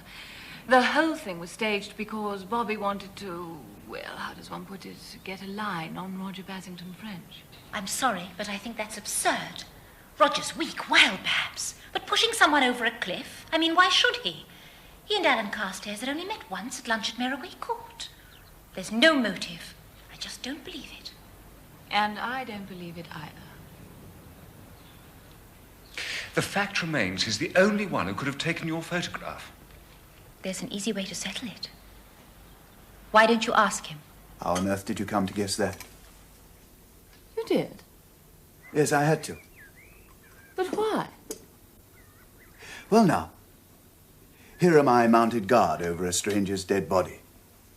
I see a photograph sticking out of his jacket pocket. I look at it. I can't believe it. It's the photograph of a woman I know. A married woman. And a woman I suspect is not too happily married. What's to be done? An inquest? Publicity? I acted on impulse. Took the photograph and tore it up. So that's it. If only you knew. Knew what? I can't tell you at the moment. But please trust me. I do see now why you took the photograph, but was there any objection to saying that you recognized the man, that you met him down here only the week before? My dear girl, are you quite mad? Alan Carstairs. You did meet Alan Carstairs? The man who came down with the Rivingtons. The dead man wasn't Alan Carstairs. Oh, but he was. You must have recognized him. No, I didn't see his face. He had a handkerchief spread over it. How beautifully and curious men are.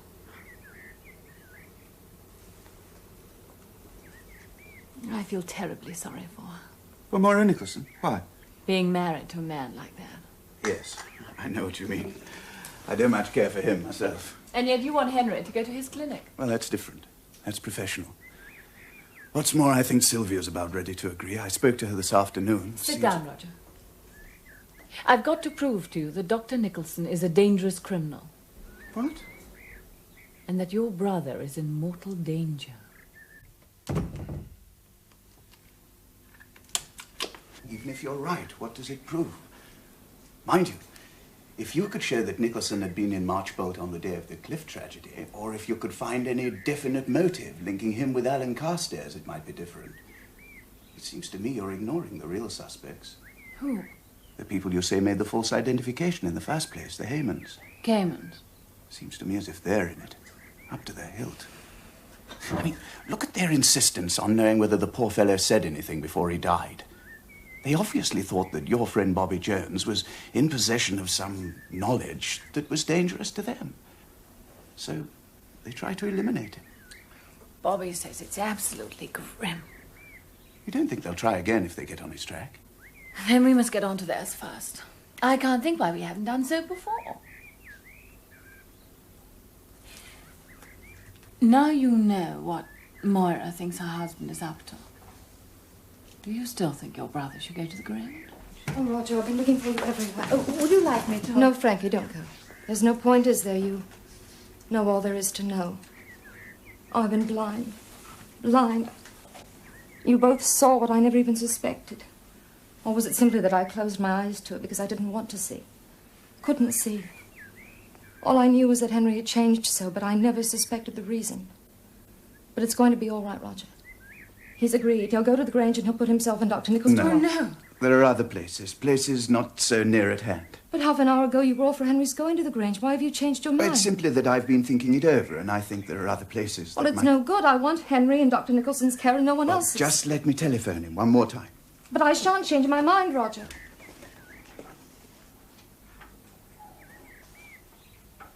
I don't know how to apologize. You must think of us. Sylvia, if I'm in any way an embarrassment, I'll go. Oh, no, please stay. Poor Henry, he was so upset at my knowing. He cried. He promised he'd do anything he could for my sake and for Tommy's. I'm sure he will. Dr. Nicholson's warned me not to count on promises. I've said such dreadful things about that man, yet when it was necessary, he was the one person who told me the truth. We all change our minds sometime or other. Look, I know I haven't paid last month's bill, but you can't run a second-hand car shop without spare parts. I'm not asking you to throw good money after bad. Just... but... Excuse me. Just think of it as an investment. Nicholson's out. I left a message. But I still don't understand. You suggested this plan. It's all been arranged and Henry's consented. Sylvia, I am Henry's brother. What was that? Sounded like... Tommy!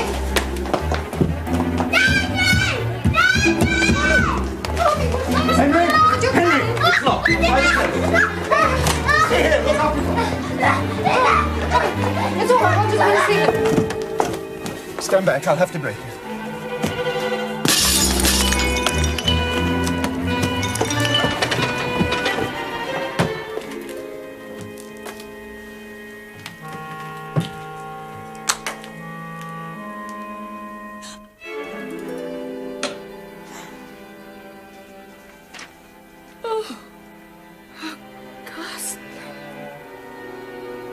I feel this is the best way out. It's too late. Can't fight it now, I know. Want to do the best I can for Sylvia. Sylvia and Tommy. God bless you both, my dear. Forgive me. I think you'd better let me take over. Has something happened to Henry? Look after her. Take her away. Sylvia, For God's sake, tell me what's Archie, happened. everything's all right. Dr. Nicholson's there. There's no accident. It's going to be all right. Come along. Oh, I see what you're saying. Nothing to be done. Death must have been instantaneous. Oh, poor fellow. Obviously felt he couldn't face the music. Drugs always end in tragedy. Always.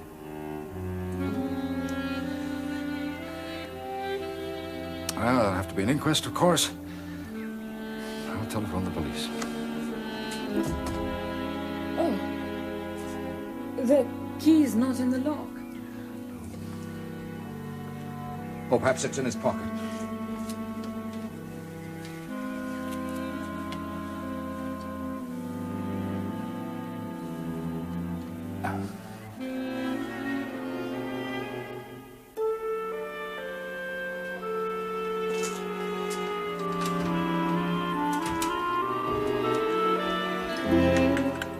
Operator.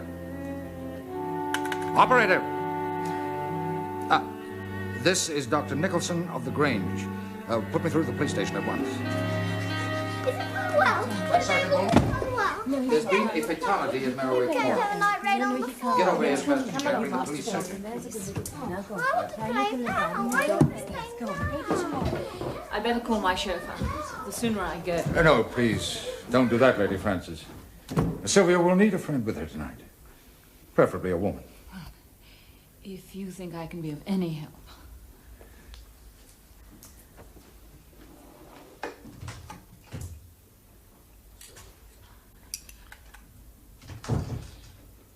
374.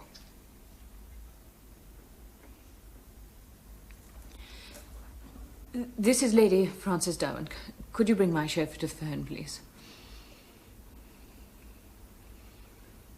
Milady? Something awful's happened. We must meet. Tomorrow. Same time, same place as today. Frankie, are you all right? Oh, Lady Frances, could you give me a hand to get Sylvia upstairs, please? Henry? No, Sylvia, Sylvia! Henry! No, Sylvia, please! Sylvia, Sylvia, come and lie. calm yourself. Everything much better.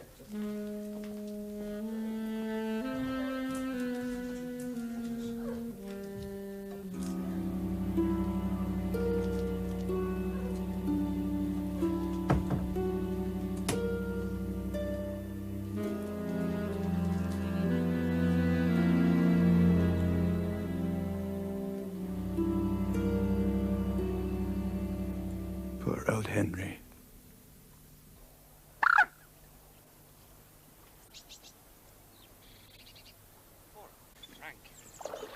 It sounds absolutely ghastly. It is quite certain he did commit suicide. It must have been suicide. We were all in the conservatory with Roger when we heard the shot. By the way, Nicholson seems to have appeared rather conveniently. He'd left his big mum or something or other behind earlier, and we'd come back for it. Frankie, suppose, for a minute, Nicholson shot old Henry. Having first persuaded him to write a suicide note. That would be the easiest thing in the world to fake. A fake that would convince the dead man's wife, his brother. Look, if you're in such a state that suicide seemed the only way out, how good, how typical would your handwriting be? Go on.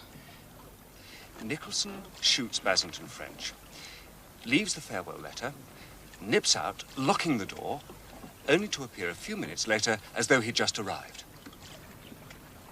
It's a good idea, but it won't work. And to begin with, the key was in Henry's pocket. Who found it there? Nicholson did. There you are, then. Where? What's easier for him than to pretend to find it? Oh, but I was watching him, remember? I'm sure the key was in his pocket. Sylvia saw him drive up when we ran round to the study windows. In fact, she brought him round. I hate to say it, but he has a perfect alibi. 3 deaths. 3? Alan Carstairs, Henry Basington French, and there, but for the grace of God, goes you. Who's next? Moira. Good Lord, I'd forgotten all about her. So I'd noticed. We must persuade her to leave the Grange at once. We could send her down to Wales. Take Father's mind off his beastly gout, and she'd be perfectly safe at the castle. If you can fix it, Frankie, nothing could be better. It's extraordinary how men like helpless women. Bring the car round 10:30, and I'll rescue your precious Moira for you. It's grim. Absolutely grim. Starts off as some sort of adventure. Why didn't they ask Evans? Well, why didn't they? Might have saved us an awful lot of bother. Poor little boy. I've an idea about Evans. I've a feeling that although he's been the starting point, he really doesn't matter at all. Sometimes I don't think there is an Evans.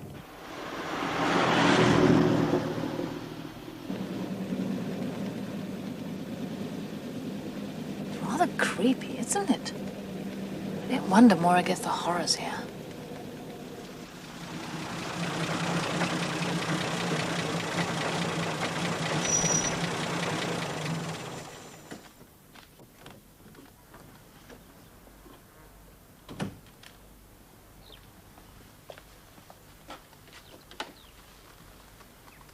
Be careful. Don't do anything silly.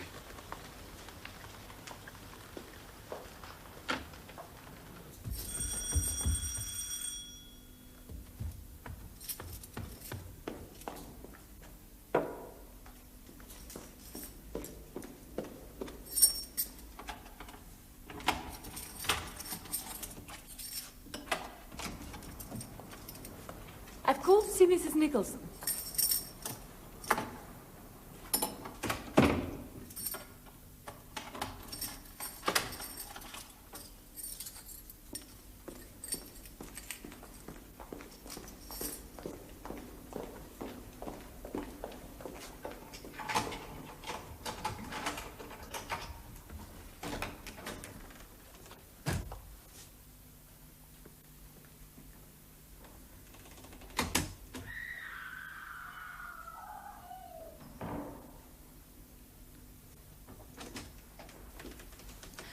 Lady Frances. Good morning, Dr. Nicholson.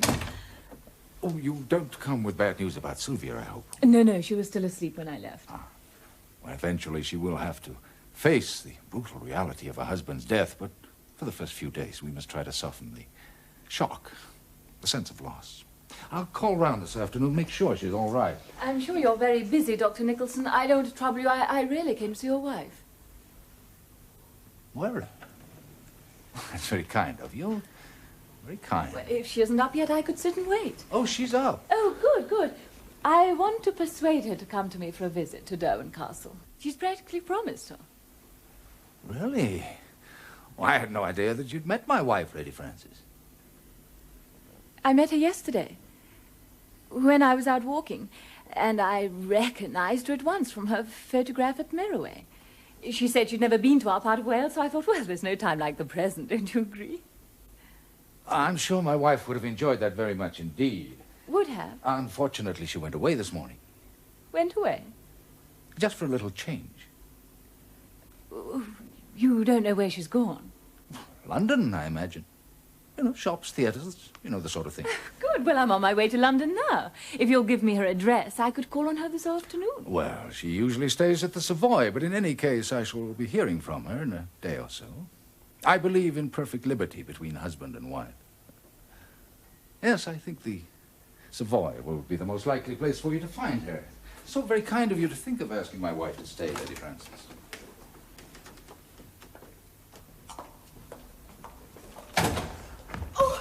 I told them you'd come. I told them. You are going to take me away, aren't you? I do so want to come home. Leave me alone! Julie. Be a good girl. Be a good girl. We've written to your sister. We told you that yesterday. Don't you trust us? Nurse, would you show Lady Frances out, please? Come on. Let's go upstairs.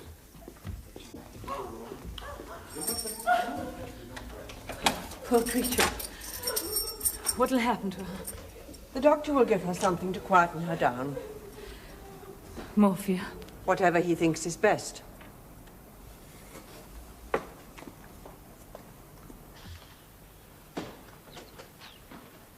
Drive round the corner. Up a track or something. We've got to talk.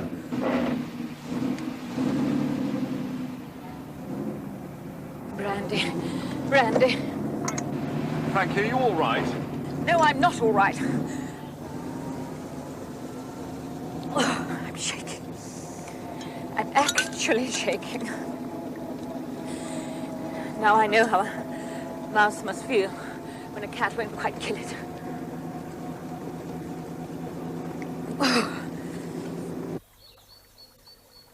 Gone away? When? This morning, he said. I don't believe it. Maury would never have left without letting us know. Where's she supposed to be? He says he doesn't know. She may be at the Savoy. On the other hand, she may not be. He believes in perfect liberty between husband and wife. I knew it. We should never have let her go back there yesterday. Bobby. You don't think she's dead, do you?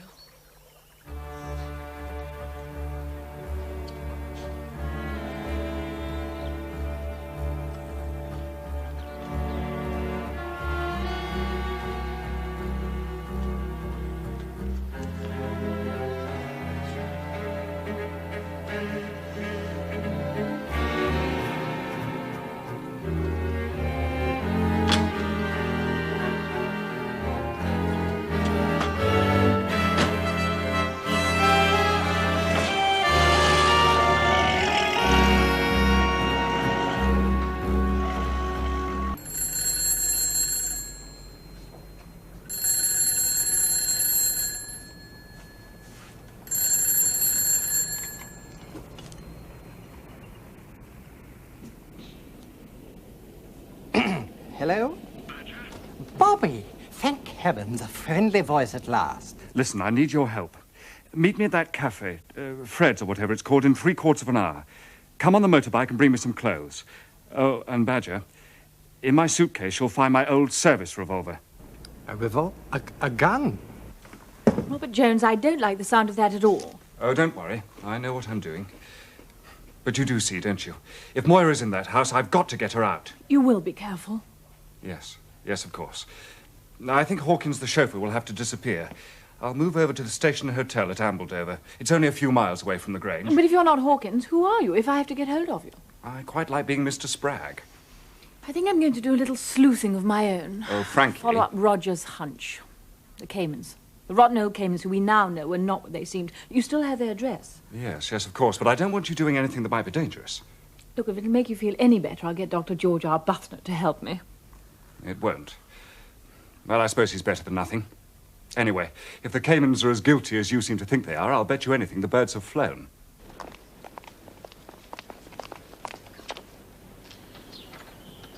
As the Caymans have obviously fled, can't we go to lunch? Don't give up so easily, George.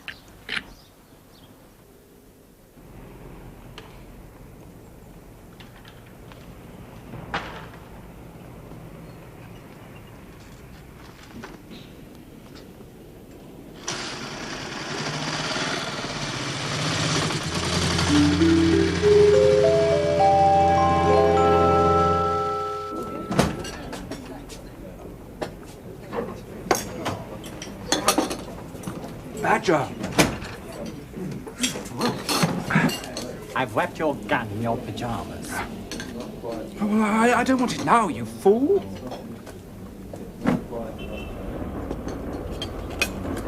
I still wish you'd tell me where you've been and what's going on. If I could tell anyone, I'd tell you. Look, so far, if anyone's known anything, something's happened to them. And I don't want anything happening to you or Frankie. That's why I made her come back to London and wanted you to meet me here instead of the garage. Why? In case it's being watched. How's trade? Could be worse. When I get this cleared up, if ever I do, we'll really get down to it, I promise. Shall I take your chauffeur's uniform? Oh, no. No, I better hang on to that. You never know. Well, I'd better get back to Staveley, I suppose. Ah, Oh, forget I said that, would you?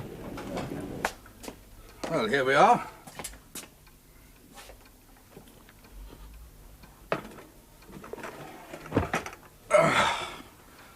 Well, that was a waste of time. All we've found is a railway timetable open on page 37. Chipperfield, Chipping Camden, Chipping Norton, Chipping Sodbury, Chipping Somerton. Chudley Knighton? Well, where are you going to start? John Savage. What? Where have I heard that name before?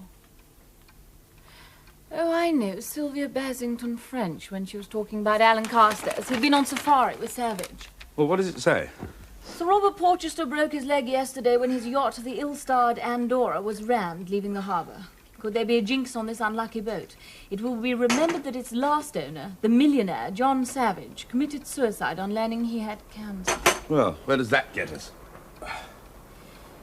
Mrs. Rivington told Bobby that Alan Carstairs was very upset about Savage's death. It could be. Could be what? It could be that we've been barking up the wrong tree. Supposing it was Savage's death that Alan Carstairs wanted to find out about, and supposing he was on the track of something...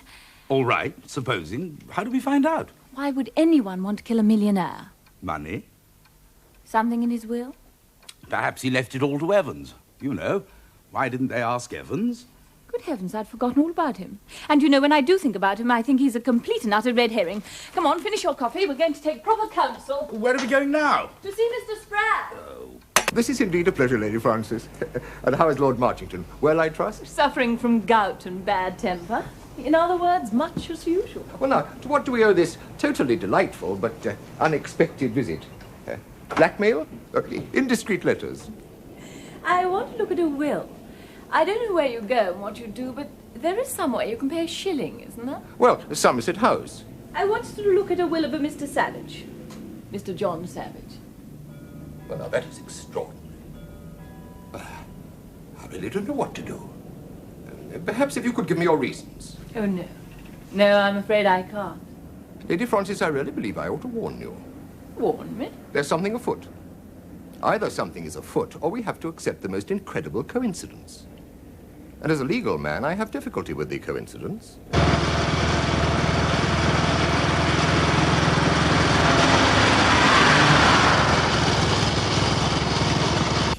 I have been impersonated, Lady Frances. What do you say to that? How did you find out? You know something of this business. Yes, I'm afraid I do. Oh, this is all my fault. It was just a joke. We wanted something to do. And who had the idea of passing himself off as me? Room number 6, Mr. Spragg. Thank you. Mr. Spragg, it wasn't just anyone passing themselves off as you. Actually, it was the young Duke of... No, I mustn't mention any names. It just wouldn't be fair. Oh, you bright young people, what troubles you land yourselves in. High spirits can sometimes lead to complications that can be extremely difficult to settle out of court. I feel terribly ashamed. I suppose it was Mrs. Rivington who gave us away. Oh dear, what exactly did she tell you? Dear Mr. Spragg, it's really too stupid of me, but I've just remembered something that might have helped you the day you called on me. Alan Carstairs mentioned that he was going to a place called Chipping Somerton. I don't know if this will be of any help to you. I was so interested in what you told me about the Maltravers case. Yours sincerely, Edith Rivington. You can see now why I took it that some extremely questionable business was afoot, whether connected with the Maltravers case or with my client, Mr. Carstairs. Alan Carstairs? Was a client of yours? He consulted me. Yes. Do you know the gentleman? He came to see you about Mr. Savage's will, didn't he?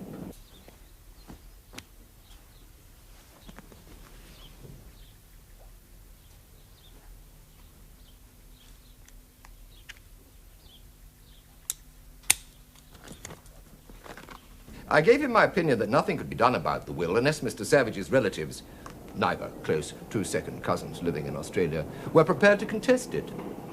But undue influence is incredibly difficult to prove. Undue influence? Mr. Savage was a hard-headed businessman, but he was clearly as wax in this woman's hand. Oh, that woman. Alan was so heated about her, I never fully understood what had gone on. Ocean trips are notoriously dangerous, and middle-aged bachelors. Pretty woman, husband prepared to say tactfully in the background. Fatal combination. And by all accounts, this Mrs. Templeton was particularly good-looking. Certainly Mr. Savage found her so attractive that he accepted her invitation to go down and stay at her cottage at Chipping Somerton, where there's no doubt he came more and more under her influence. And then came the tragedy. Mr. Savage feared that he may be suffering from, well, certain disease. Cancer. The subject became an obsession. The Templetons persuaded him to go up to London and consult a specialist. This he did. Here, Lady Frances, I preserve an open mind.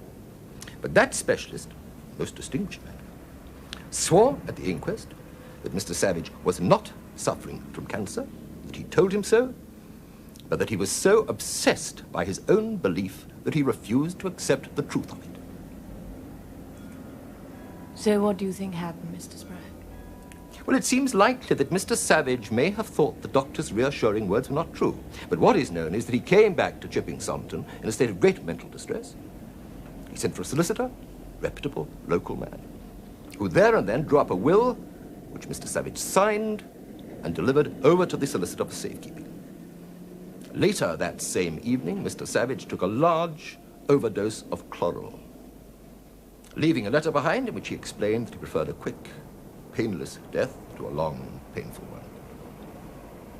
The jury brought in their usual sympathetic verdict of suicide while of unsound mind. Poor man. That, Lady Frances, is one thing he was not. By his will, he left a generous sum to various charities and the sum of £700,000 free of legacy duty to Mrs. Templeton. £700,000? That, if I may say so, was Mr. Carstairs' reaction. His contention was that the will was completely uncharacteristic of Mr. Savage, who had no liking for organized charities and strong views as to money passing through blood relationship. I had to tell him that possession was 9 points of the law, and Mrs. Templeton already had possession. And no one knows anything at all about her? Went to live in the south of France and refused to enter into any communication on the matter. Well, with £700,000, who can blame her? Mr. Spragg, you've been wonderful. Simply wonderful. I feel too ashamed.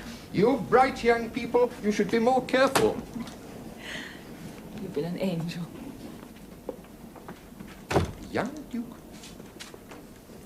Miss Cook, bring me in Burke's Peerage, will you? Going out this time of night, sir? A spot of fresh air on the bike before turning in, you know. Don't sleep too well. You look out for potholes, sir. Young George Chapman came off his bike last week just outside the greengrocer's. Nasty mess. Well, I'll be careful. Don't worry. Sylvia.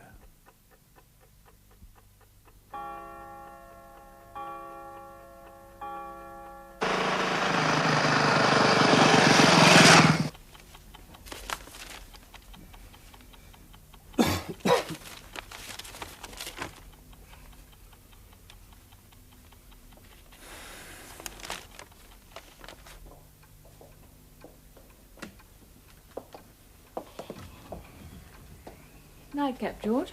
No, thanks. Early start tomorrow.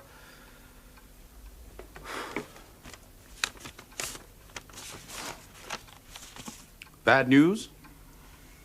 From Roger Basington French. The inquest is the day after tomorrow. He wants me to go down.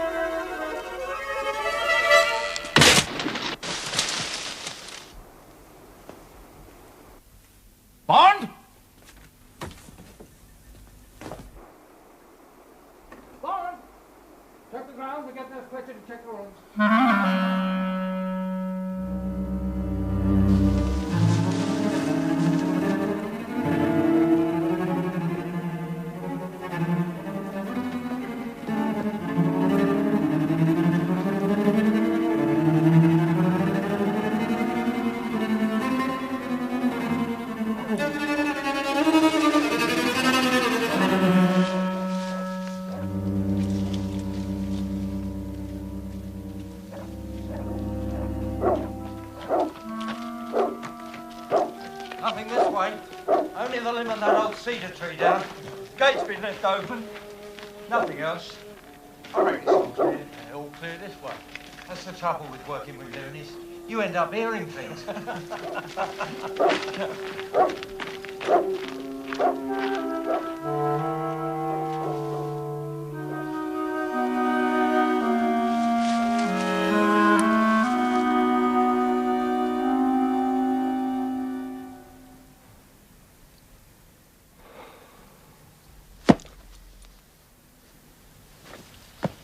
Bobby's disappeared.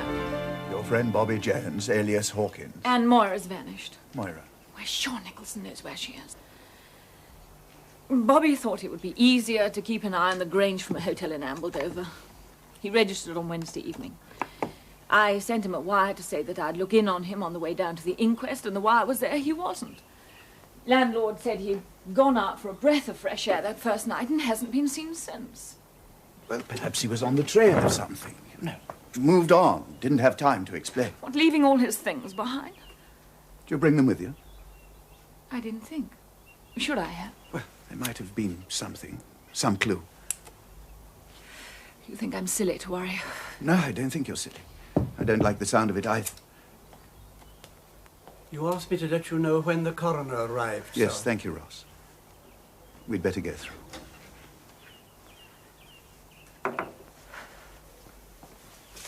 Suicide while of unsound mind. You don't think it was? Do you? I think we were most fortunate to have Dr. Davidson as coroner. He was both tactful and considerate. Everything went off perfectly. Almost too perfectly, wouldn't you say? Like a good stage performance. I think I know how Lady Frances feels. My brother was murdered, Dr. Nicholson. I mean it.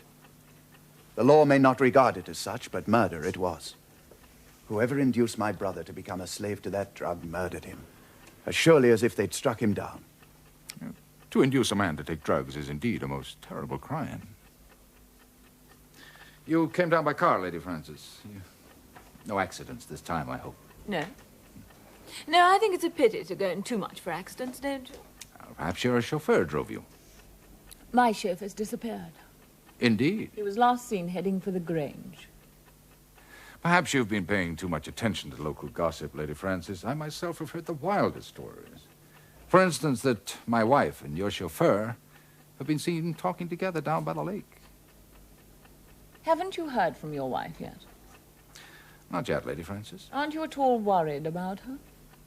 Not as much as you seem to be about the disappearance of your chauffeur. Frankie, these just came for you. Thank you for coming. Are you sure you're all right? Oh, I'm fine. But how I would have managed without Jasper, I just don't know. Well, Though everyone's been most wonderfully kind. Sylvia, I really must be going. Of course.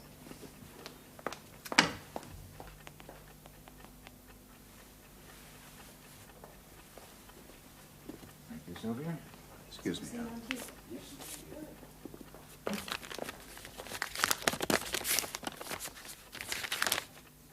Dear Frankie, I'm on the trail at last. Follow me as soon as possible to Chipping Somerton. You better come by train and not by car. The Bentley's too noticeable. You're to come to a house called Tudor Cottage. I'll lay the directions for finding it below. Don't tell anyone where you're going, because the deeper we get into this, the more sure I am there is no one at Staveley we can trust. No one.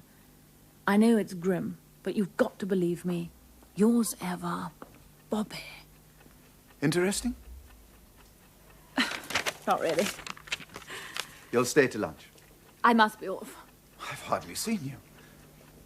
There'll be other times. Oh, Roger, would you do me a favour? The Bentley's making a funny tick-ticking noise, and I can't possibly cope with it breaking down on my own. Would you mind if I left it here? No, not in the least. Providing you let me drive you to the station. And don't worry too much about Bobby. Perhaps he's gone to London.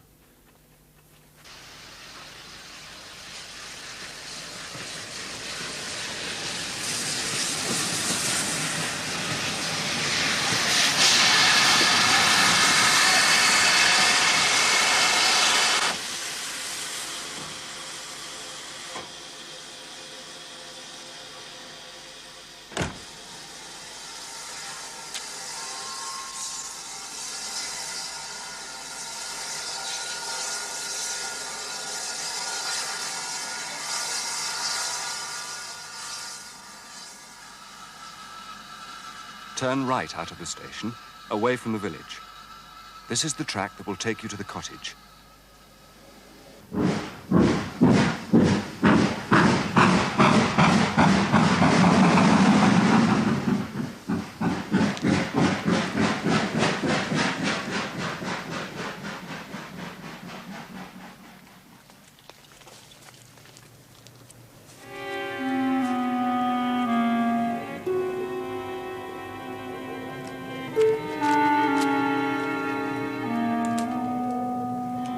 When you can see the cottage, hoot like an owl. Twice. I'll be waiting.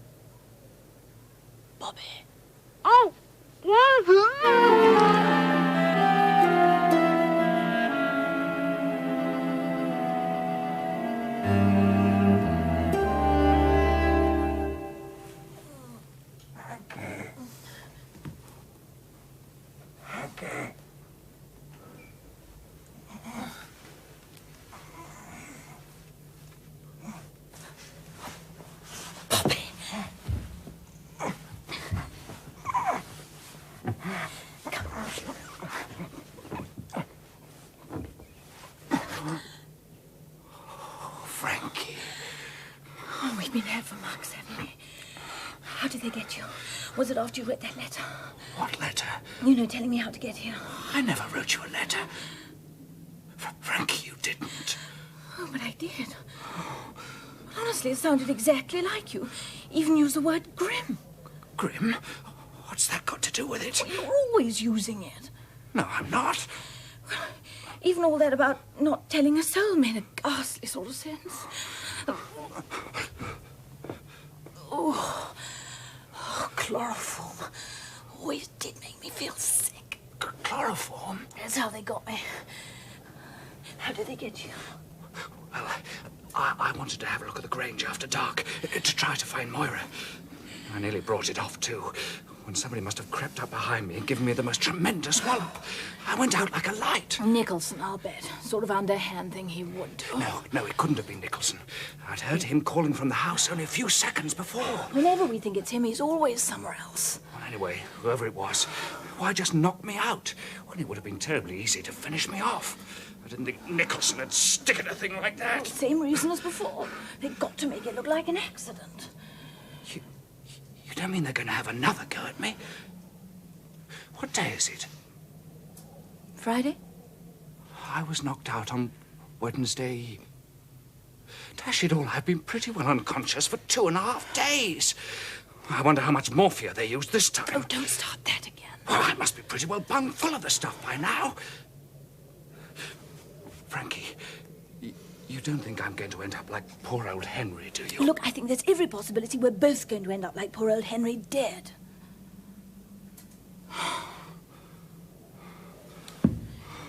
Too bad I won't be able to use all that information I got from Mr. Spragg. Oh, the real Mr. Spragg. He told me John Savage committed suicide, having made a new will, leaving £700,000 to a woman he met on board ship, a Mrs. Emily Templeton, married to Edgar Templeton of Tudor Cottage, Chipping Somerton. Here? Here. By Jove. So do you think it's the Templetons who've got us? Apparently they're in the south of France enjoying her ill-gotten gains. Oh. And, Moira? She's still missing. If that brute has laid a finger on her... Frankie, we've got to get out of here. For her sake. I'd quite like to get out of here for my own. Let's see if I can undo your hands with my teeth.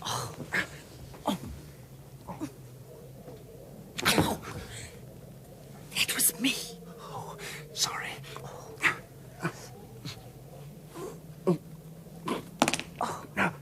No good. I'm not making slightest impression. Yes, it's loosening. It's loosening.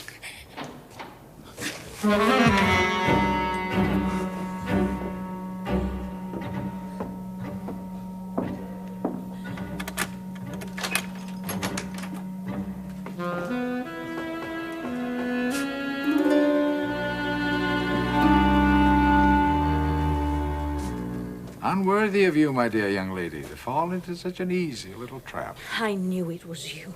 And made your suspicions very obvious. Possibly a little too obvious. Wouldn't you say now? At any rate, let me see if you're still comfortable. Up we get. There now. I trust you won't find this too intolerable. Well, it will only be for a very short while. What are you going to do to us? You taunted me, Lady Frances, with being too fond of accidents. Maybe I am.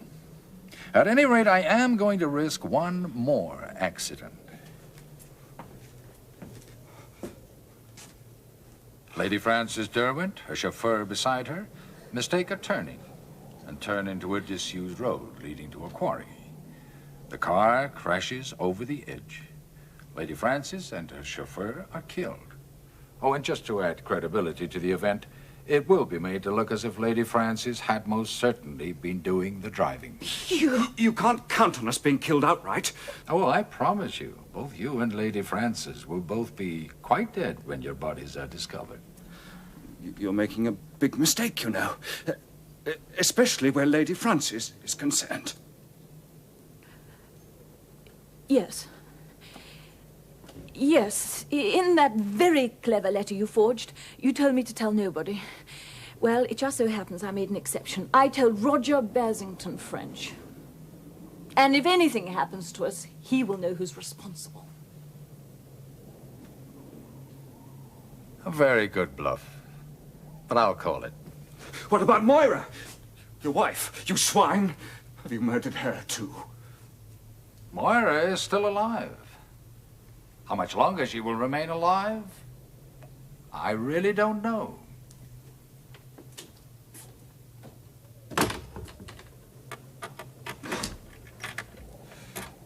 You know what annoys me most about this business?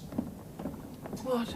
Being hurtled into the next world without knowing who Evans is. Well, why didn't you ask him? You know, sort of last-minute boon. He can't refuse to tell us now. Not now we're going to die.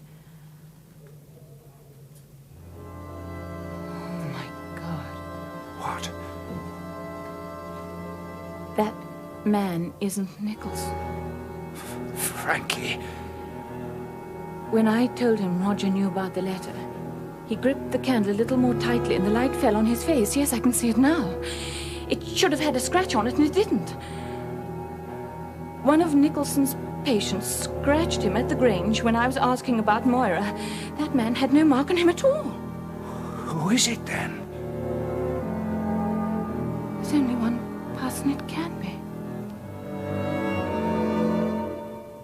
Roger. Are you sure?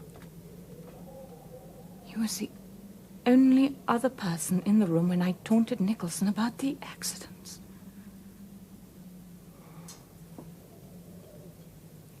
Frankie, you know what this means.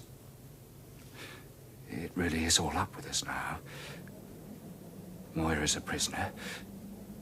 You and I are bound hand and foot. Nobody else has the least idea where we are.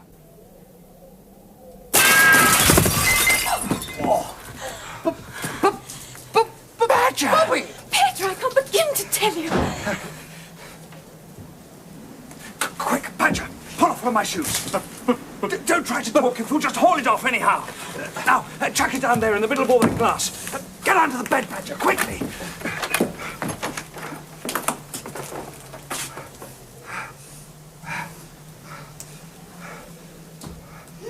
Very clever. Extremely acrobatic. How did you manage that, then, I wonder? Perhaps these ropes should be a little bit tighter. Perhaps they should. Houdini, I believe, saw the sort of things as a challenge. I do hope you won't be so foolish as to make that sort of mistake. I'm sorry if it's a little drafty now. You'll have to blame your enterprising chauffeur.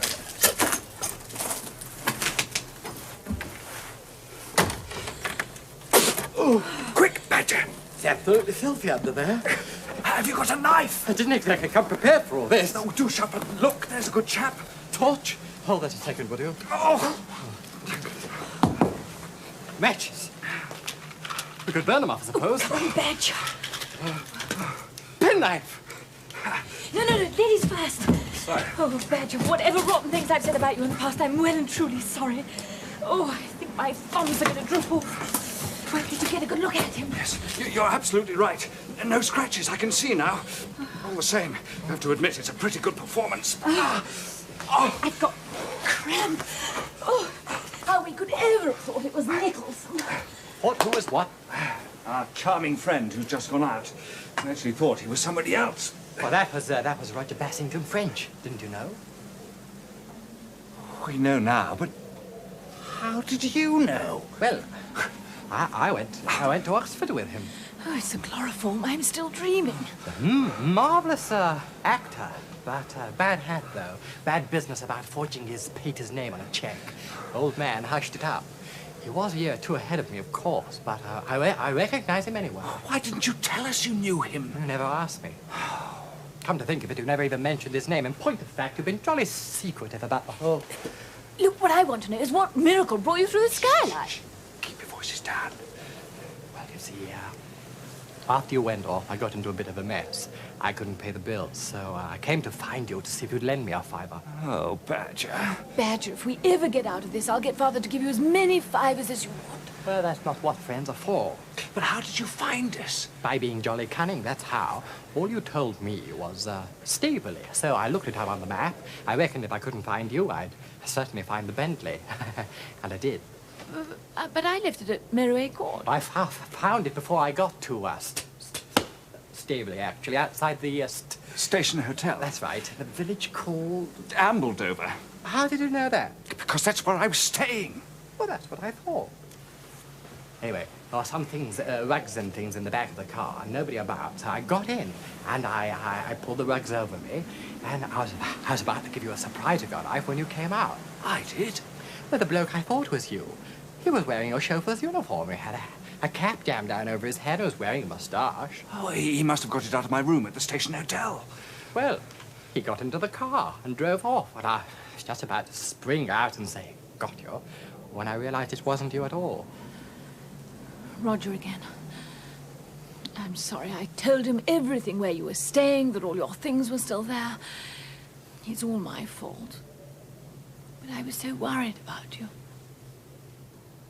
Were you really? Desperately. Do you want to know what happened next? Oh, yes, of course. Well, finally, he arrived here. He drove the Bentley into the garage. There was a little window, though, and I saw you arrive. I thought you'd come to rescue me, actually. Well, then the chauffeur fellow grabbed you. Well, I'm not a complete fool. I knew something was wrong, but all the downstairs windows are shuttered. So then, I scaled the drain pipe and found that. And then I slipped. Well, but for you, Badger, my lad, Frankie and I would have been corpses in about an hour's time. Well, now that I've arrived in the nick of time, what do we do next? There's only one thing we can do.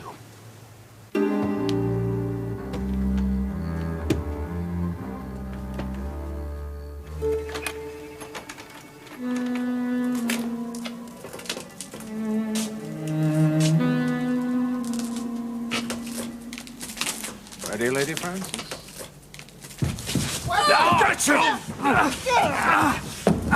Good evening, Mr. Bassington French. You will be if I have anything to do with it. Quick, Badger, get him on the bed! Right, all right, then. There's no need for all this. There certainly is. And apart from anything else, it's your turn to find out how jolly uncomfortable it is. How could you? Sorry. You forged that letter from Bobby, didn't you? Yes, I did. Another of my talents. And Bobby? Bobby was easy. I got him neatly on the back of the neck with a sandbag, didn't I? All I had to do was drag him out to where my car was waiting, shove him in the diggy, and drive him down here.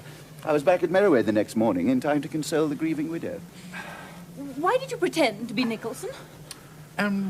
Why did I now?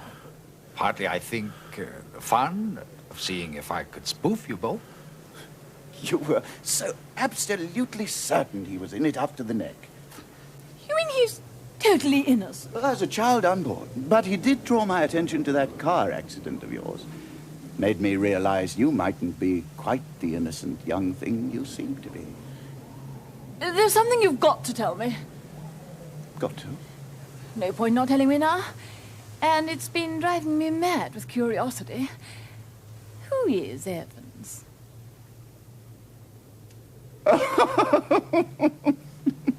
You don't know? You really don't know? Oh, that is very amusing. Just goes to show what a fool one can be. Meaning us? No, meaning me. Do you know, if you don't know who Evans is, I don't think I'm going to tell you. Roger! So, what are you going to do with me? The police, of course. Quite right, yes. Ring them up, hand me over. The charge will be abduction, I suppose. I shall plead a guilty passion. What about murder? Murder? My dear, you haven't a scrap of evidence. Badger, I think we'd better go and ring the police. Hey, what about... Oh, he'll be all right. I can lock the door. How terribly distrustful of you. By the way, there's a pistol in my pocket if you'd like it. It's yours, actually. Do be careful, won't you? It's loaded. Right. I'll go first. Frankie, I think you'd better keep between us.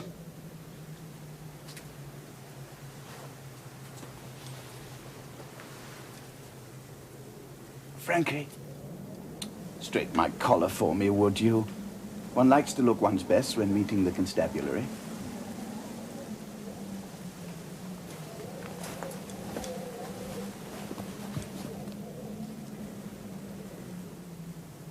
Thank you so very much.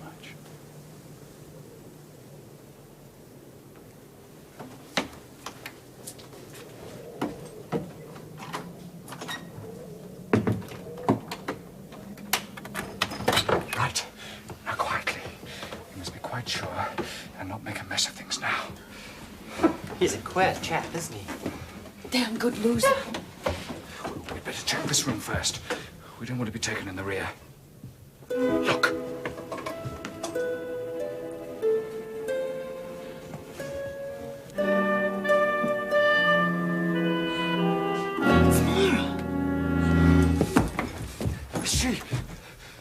She's still breathing. Oh. Only just. She's been drugged. Morphine again, I shouldn't wonder. We better get a doctor. Frankie! Okay. Frankie, wait! Look, she's your friend. You want her saved or don't you?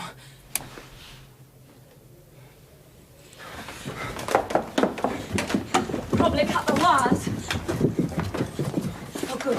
Doctor first, police second. No, police first. They'll bring a doctor. Here, let me. It's men like you who stop women getting the vote. Operator! Operator! Oh, well, come I know on! It's heartless of me, but I'm going to see if there's something to eat. Come on, please, this is an emergency. Police station, this is an emergency.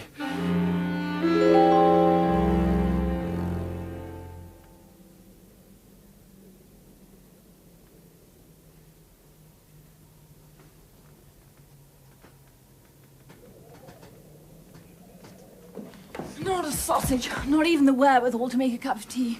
You know, I don't believe anyone's lived here for months. I never believed they really said that.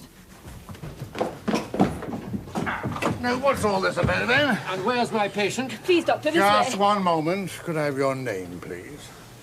I'm Lady Frances Dowd. My father is the Earl of Marchington. Oh, yeah? Now, please, will you come? And I suppose that your father's the honest Bishop of Canterbury, then, sir. Oh, no, the Vicar of St. Stephen's, actually. My name's Bobby Jones, and this is Badger Beaton. And upstairs is a dangerous criminal. Upstairs, sir? Yes, we've got him tied up, actually. He can't escape. This way, please. Oh, do hurry.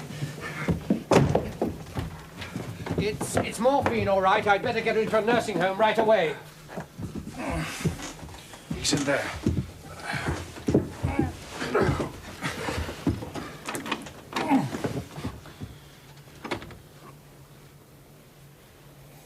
Oh, sorry. Here you are.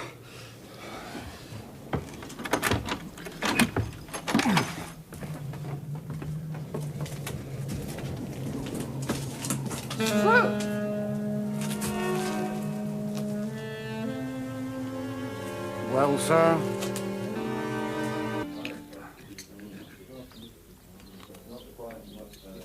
Ah, there you are. Don't be so horribly vigorous. Where's Badger? Still asleep. A chambermaid has unsuccessfully called him 4 times already. Even in London, he has great difficulty in waking before 12. Perhaps you should try running an all-night garage. Oh, how can you? Oh, it must be the sandbagging. Probably broken up adhesions in the brain. Oh, have you found the nursing home? Ah, yes. Now, apparently Maurie's gone to London, to a nursing home place in Queen's Gate. Said she'll feel safer there. Oh, she never did have much nerve. Well, anyone might be scared with a cold-blooded murderer like Roger Basington French loose in the neighbourhood. He doesn't want to murder her. We're the ones he's after. Toast and weak tea for one, and more toast for you, sir. Ah, thank you. Why do you bring out the maternal in everyone except me? Oh, by the way, what do you make of this? Where did you find it? Last night, at the cottage. It had slipped behind the telephone. Mr. Kane. Excuse me. Yes. Do you know who that is? No. Well, I've seen the gentleman before, but I can't quite call to mind what... Oh, yes, it's the gentleman who had Tudor Cottage, Mr. Templeton. They gone away now, somewhere abroad, I believe. With £700,000. No wonder they had to get her and Carstairs out of the way.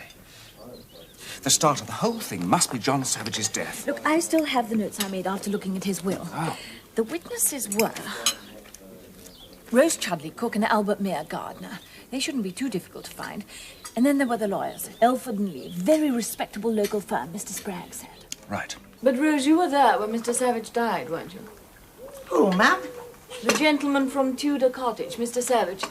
You were there when he died. Who? The man who left Mrs. Templeton all his money. Oh, him! The man there was the inquest on. You remember, Fred? That's right. Used to come and stay quite often, didn't he? Oh, as to that I couldn't say, ma'am. I'd only been there a few weeks. Oh, I thought you were there much longer than that. No, that'd be Gladys. Gladys? She was house parlourmaid. She was there about 6 months. And there was just the two of you? Yes, she was house parlourmaid, I was the cook. And you witnessed Mr. Savage's will? Yes, me and Albert Mayer, the gardener. I'd never done anything like it before, and I didn't like it, I can tell you. What happened exactly? I beg your pardon, sir? Who called you in to sign your name? Mrs. Templeton, ma'am. She came down to the kitchen and said I was to go outside and get Albert, and we was both to go upstairs. And there was the poor gentleman sitting up in bed. I'd never seen him before, but he looked ghastly. I said so to you, Fred, didn't I? But Mr. Elford said it was quite all right. There was nothing to worry about. Just to sign my name where he signed his, which I did, and put Cook after it, and the address, and Albert did the same. And I went down to Gladys in the kitchen, all of a tremble. I'd never seen a man look so like death. And Gladys said he'd looked all right the night before. Must have been something in London that upset him. He got up to London early that morning, see, before anyone was up. And he died when? The very next day as ever is. He shut himself up in his room that night, and when Gladys went up to call him in the morning, he was stiff and dead, and a note by his bed. To the coroner, it said. Well, then there was the inquest and everything, and Mrs. Templeton went abroad, and she got me a very nice place up north to live. Nice lady, Mrs. Templeton. Pretty, too. Thank you, Mrs. Pratt. Good afternoon to you, miss, and to your young gentleman. And I hope you'll both be as happy as what me and Fred is. I'll catch you up, Fred. Oh, Mrs. Pratt, there was just one other thing.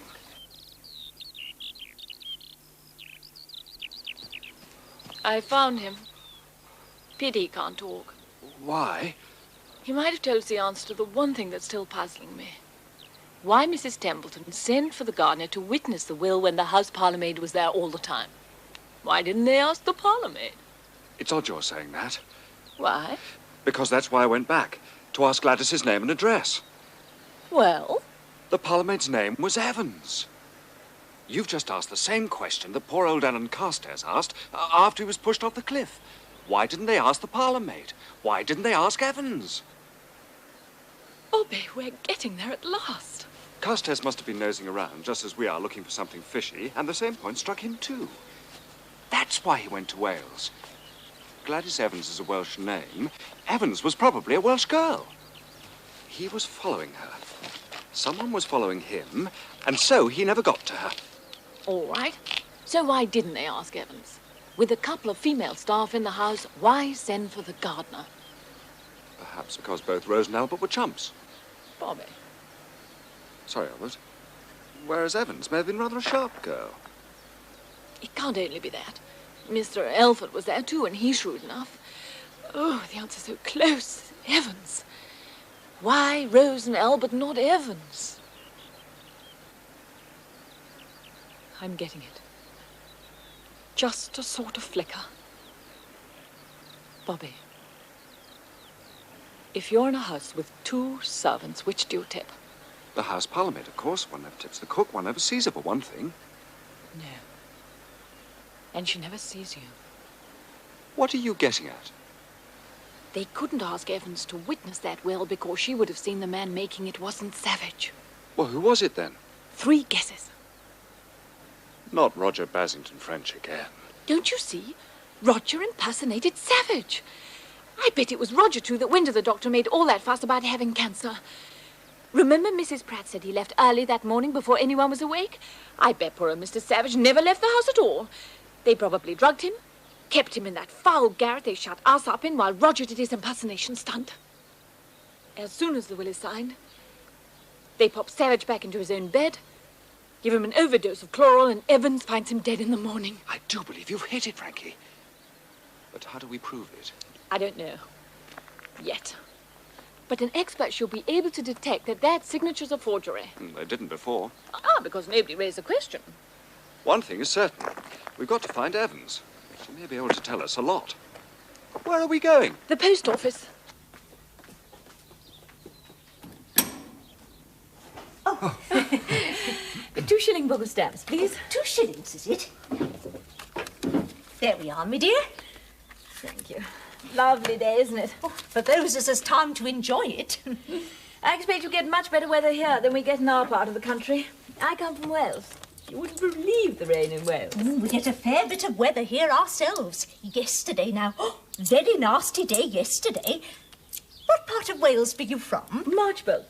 Do you know, now I come to mention it, we have someone there who comes from this part of the world. Her name's Evans. Gladys Evans. Gladys Evans? Yeah. Oh, she was in service at Tudor Cottage, but she wasn't a local girl. Came from Wales. Went back there, too, to get married. Roberts, her name is now. I say, you wouldn't have her address. I borrowed a raincoat from her and forgot to give it back. Now, if I had her address, I could post it to her. Of course I know her address. Sends me a postcard now and again. She and her husband have gone into service together. Oh, now, where did I put it?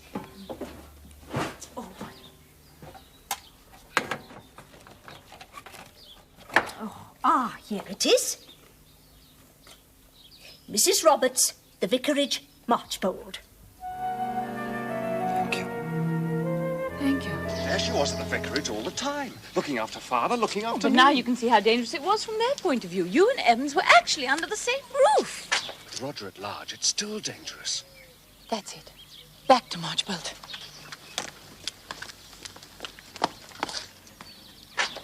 Dash it all, you might have wakened the chap. Do you know what time it is? Do you? There you are, rotting in bed. Well, I was feeling a bit rough, that's all. Well, you'll be feeling a lot rougher by the time I finish with you, my lad. I've been giving a lot of serious thought to you, Badger.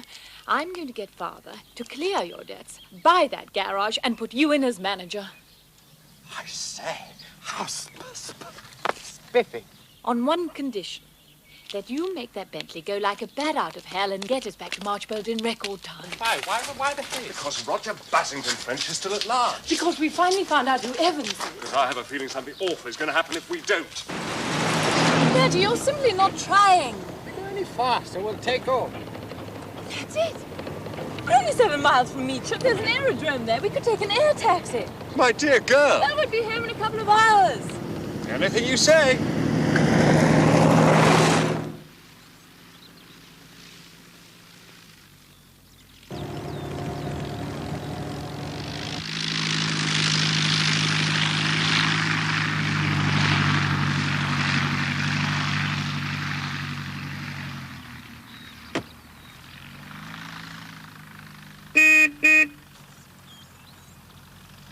Whatever's the matter with you? Sorry, I just can't get into one of those things. Why ever not? Well, you can't stop them and get out. Oh, all right, you bring the Bentley. Oh, Badger! Yes, Frankie. Thank you.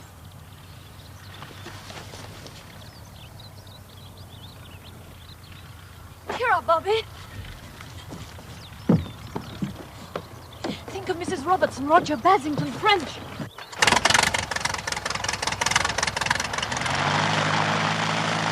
Remember, we don't know where he is. That's true.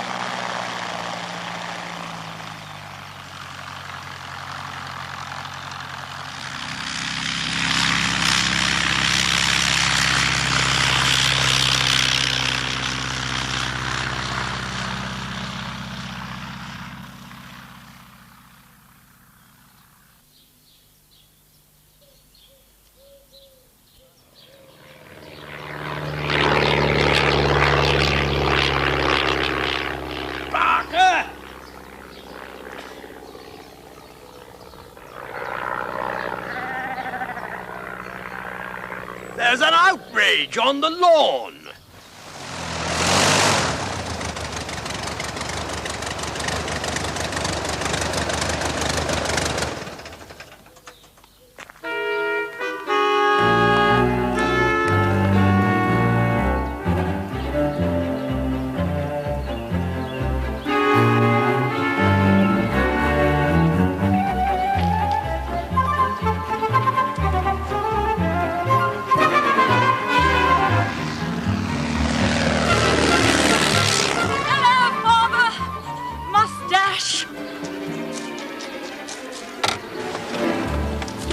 That was my daughter.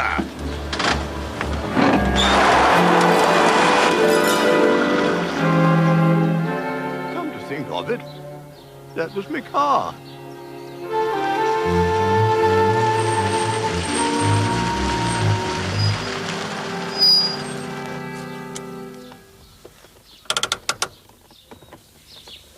Looks quiet enough. What did you expect? Royal Artillery? Come on.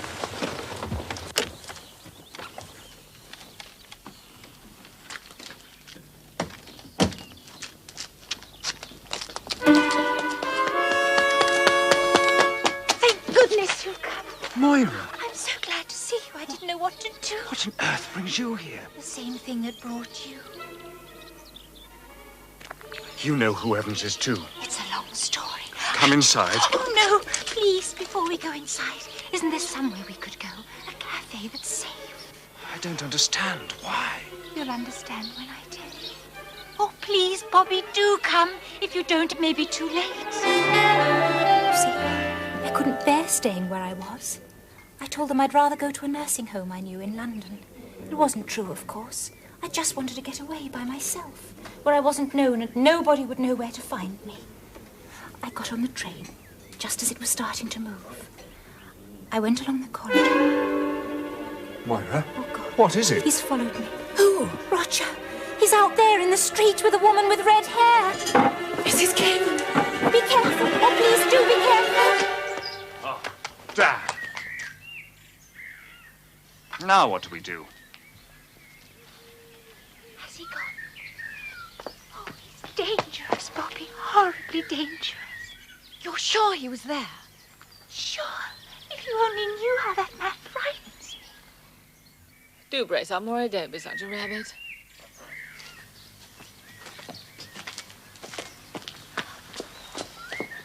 Now, look here. It's all right. He can't do anything as long as we all stick together. Now, sit down. Drink your coffee. Oh, put sugar in this. Sorry. Very useful things, sugar bowls, don't you think? Have you gone batty, Frankie? What the devil are you doing? Taking a sample of this coffee for George Arbuthnot to analyse. It's no good, Moira. I was almost sure before, but then it came to me in a flash. You put something in our coffee, didn't you, when you sent us out there looking for Roger? The game's up, Mrs. Nicholson, or do you prefer Templeton? If she denies it, ask her to come to the vicarage and we'll see if Mrs. Roberts can identify her. You bitch. Why do you think she wouldn't come to the vicarage? You interfering bitch. I'll see you both damned in hell before I let you take what's mine. The hell told me! It wasn't me, I tell you.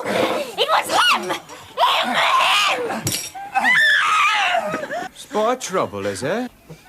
Nice cup of tea, my lady. Thank you. Vicar will be back later. Thank you very much, Mrs. Roberts. Evans? Yes, Willie. However did you know? We didn't. It might have saved us an awful lot of bother if we had. Well, Evans was my name before I married Roberts. We went to a lot of trouble finding that out. There's nothing wrong, is there, sir? I mean, apart from this afternoon. Mrs. Roberts, does the name Alan Carstairs mean anything to you? Oh, the gentleman wrote me the letter. He wrote to you? Yes, sir. Wanting to see me, sir, about Mrs. Templeton. You see, I was in service with her before I come here with Roberts. Mr. Carstairs said, did I know that she was a dangerous international criminal, wanted by the police? He arranged to meet me on my afternoon off, it would have been. But then he never turned up, so I forgot all about it. Anyway, my Mrs. Templeton could never be anything so wicked. Very nice young lady. Well, it was your Mrs. Templeton who took a pot shot at us just now in the Orient Cafe. Never. Mrs. Roberts, when Alan Carstairs didn't turn up, but a body did, didn't that strike you as odd? Well, the man at the bottom of the cliff was called Pritchard. I mean, why should a man called Pritchard be a man called Carstairs, I ask you? And then those people, they came and identified him. Oh, the Caymans. Yes, well, believe it or not, Mr. Cayman was your ex-employer, Mr. Templeton.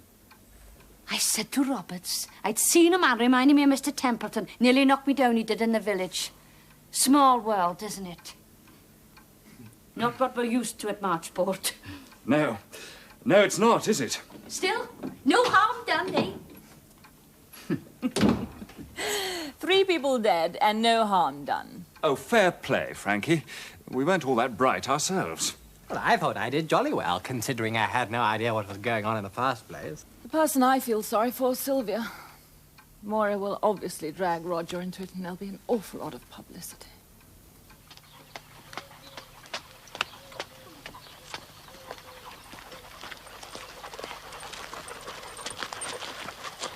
This came for you, my lady.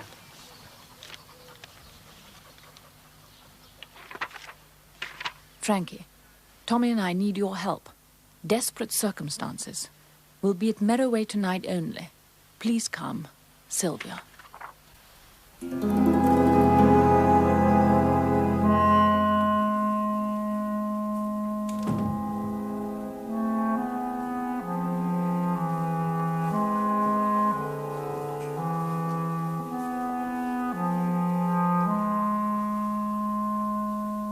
Sylvia?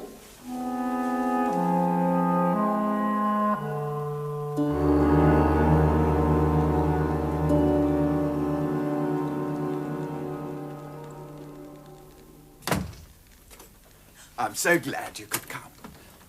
That tender heart of yours will be the undoing of you, Frankie.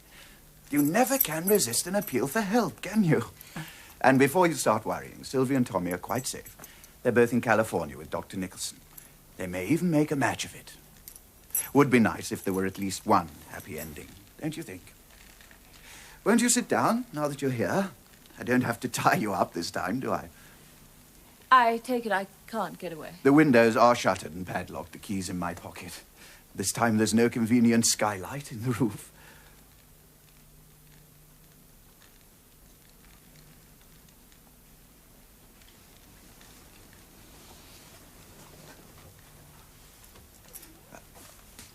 Unopened. Nothing up my sleeves. No morphia, no chloroform. Makes a change. Everyone thought you'd fled the country. That's what they were meant to think. But it really would have been too stupid to try and escape while the hunt was on. No, actually, I spent a couple of very interesting afternoons in the public gallery at the Old Bailey watching Moira's trial. Fascinating, wasn't it? Would you like to know the truth about Moira? Moira was an accomplished criminal by the time she was 15. If you hadn't stopped her, helpless little Moira might have ended up running the biggest drug ring in the Western Hemisphere. With you to help her? A man must have some ambition. You were in love with her? Well, perhaps I thought I was for a time. I was attracted by her. Enormously. We met in America. Things were getting a little too hot for her here. Well, and for me, actually. So we decided to move the entire operation over here. That's why we married her off to Dr. Nicholson. Married her off? Nicholson offered her a new name, a new country, a new identity, and perfect cover. A clinic where they cured drug addicts. It didn't worry you at all? The effect you'd be having on innocent lives? My dear Frankie, I truly believe that every man has the right to go to hell in any way he chooses. Like your brother, you mean? Like Henry? Just as you didn't like Moira, I didn't like Henry. He was a fool. He didn't care about Merraway. I do care. I love it. That time I thought I wanted only two things: Merraway and the money to run it in the way it deserved to be run, and to restore it to its former glory. I nearly got both. You stopped me. But not in time. Murder, my dear Frankie, is merely an acceleration of the natural process. You're a monster. Not cold, are you? I wouldn't like you to freeze to death. You are quite prepared to tip me into a quarry. I shouldn't have enjoyed it. Did you enjoy killing John Savage? Savage was the goose that laid the golden egg. Moira found him and set him up. She was traveling as Mrs. Templeton at the time. Well, you know how romantic boat trips can be. Savage wrote a letter enclosing a photograph of his beloved and sent it to his friend, Alan Carstairs. Who you pushed off a cliff in Wales. I do wish you could have seen me as Savage. I was superb. The plot may have been Moira's, but the performance was all mine. And Savage did die quite quickly, I promise you. Mrs. Templeton conveniently disappeared abroad with the loot so that Moira could reappear at the Grange to be welcomed home by her doting and totally unsuspecting husband. How a psychiatrist could ever trust a woman, I shall never understand. Having forged your way into £700,000, why didn't you take the lot while you were about it? Far too suspicious. No, the charity touch was my idea. Sounded so respectable, sort of unfishy. And yet it was the charity touch, as you called it, that made Alan Carstairs so suspicious. Well, yes, that and the most appalling piece of luck. Some friends brought him down here for lunch. He saw this picture of Moira, recognized it at once as the woman in the photograph that Savage had sent to him. It's the trouble with Moira. Once seen, never forgotten. Then he followed the trail to Chipping Somerton, and then, like you, to Marchbold. And ended up with a broken back. Not like you. Do you realize If your friend, Bobby, had been an even tolerably competent golfer, you and I wouldn't be chatting here now. Alan Carstairs would have died, anyway. His body would have been washed out to sea, and no one would have been any the wiser. I must say, it was a bit of a blow when I realized he hadn't been killed outright. I was in the most frightful dilemma. It was just as well Bobby had to go herring back to Evensong. Gave me just time to remove the photograph of Moira and plant one of Amelia Cayman in its place. We thought we were home and dry. Then Bobby rocked the boat. Why didn't they ask Evans? Bobby knew about Evans, but he didn't know that Evans was at the vicarage. Well, we couldn't afford that link to be made. So Moira drove down to Marchbold in Nicholson's green Talbot, popped an awful lot of morphia into Bobby's beer and thought that that was that. When she came face to face with him in the grounds of the Grange, she was so genuinely surprised, she nearly passed out. Still, she put Bobby off the trail jolly well. I thought. Didn't you? Oh, Frankie. Merroway would have been a perfect setting for you. Merroway wasn't yours. No, but it would have been. There were just two people in the way, Henry and Tommy. A little boy. A little boy who liked you, trusted you. I wasn't going to hurt him, only kill him. I wanted Merroway to have an heir. My heir. You're mad. I wouldn't say that if I were you.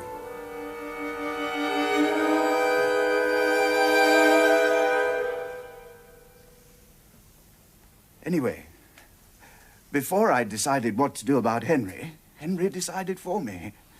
Fell off his horse. Always was a rotten rider. He had a lot of pain, so I introduced him to morphia. Before long, he was an addict. Our plan was to get him to the Grange as a patient. Once there, Moira would organize his suicide or an overdose. I wouldn't be connected in any way. Then you and your friend, Bobby, got suspicious. So, exit Henry. He didn't kill himself. No, of course he didn't. But you were with me and Sylvia in the conservatory. Brilliant improvisation, my dear Frankie. But Sylvia was insisting that Henry should go to the Grange, remember? I said I'd come back into the house and telephone once more. Of course, I didn't telephone. I came straight to the study. Henry was sitting at his desk. I said, "Look here, old man," and shot him. We'd have heard the shot. No, there was an aeroplane going overhead, don't you remember? I was immensely grateful to it. Well, otherwise I should have had to spin some awful yarn about bursting into the study a second too late, and, well, there wouldn't have been that lovely suicide note. Forging that was easy. Henry's hand had been trembling so much for the past few months, no one would have remembered what his writing looked like. Then I wiped my fingerprints off the gun, pressed Henry's hand around it. I put the key of the study in Henry's pocket, and I went out, locking the door from the outside with the dining room key, which fits the lock. Then I rejoined you and Sylvia in the conservatory. But you were with me when I heard the shot. Yes, I was. I placed a bullet in the fire. It gave me just long enough to get back to you and Sylvia before it exploded. I slipped back in here later and removed the evidence. I really was quite pleased with the result. The fact that Nicholson happened to come by at just that moment was a bonus. And you should have realized only a thoroughly innocent man could have behaved quite so suspiciously. I'll remember next time. Next time?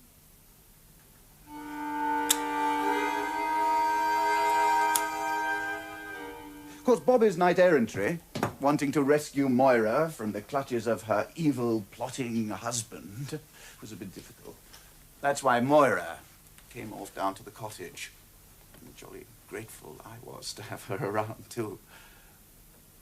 Mind you, you were splendid. I really thought you had me that time. How did you get away? Moira. She knew from the noise upstairs that something had gone wrong. She was drugged. She injected herself with a large dose of morphia, knowing it wouldn't take immediate effect. Then, while you were phoning the police, she slipped upstairs and cut me free. But Bobby had locked the door. One door was locked, but there are two. Looks like a cupboard, I know, but it isn't.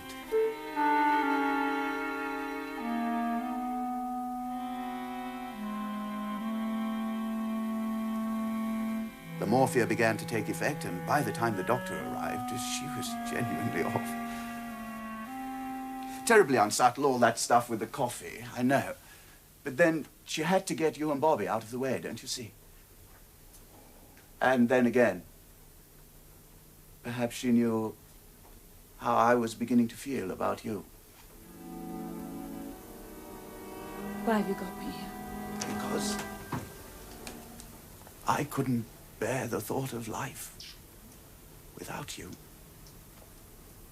without Merriway.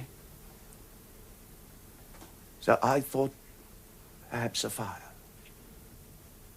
We'd be found clasped in each other's arms in the smoking ruins of the ancestral home.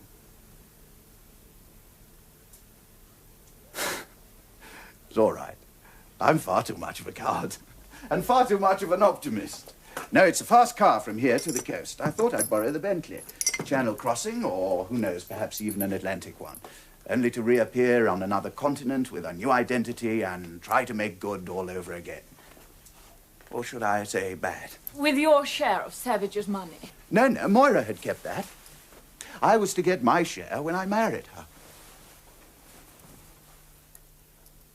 So, here I am, you see.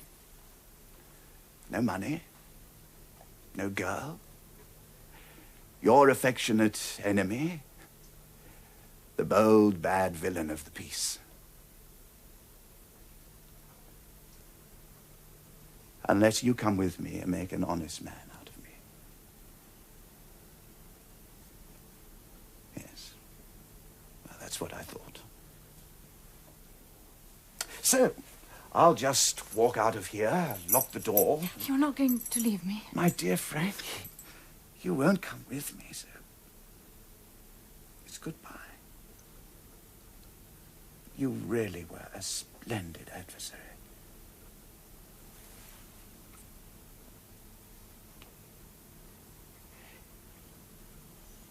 You won't get away with this, you know. Who's going to stop me?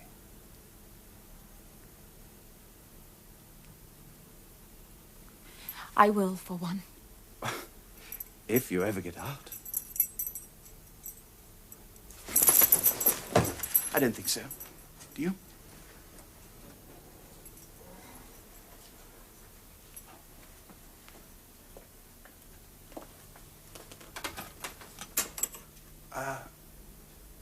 Sure you won't change your mind?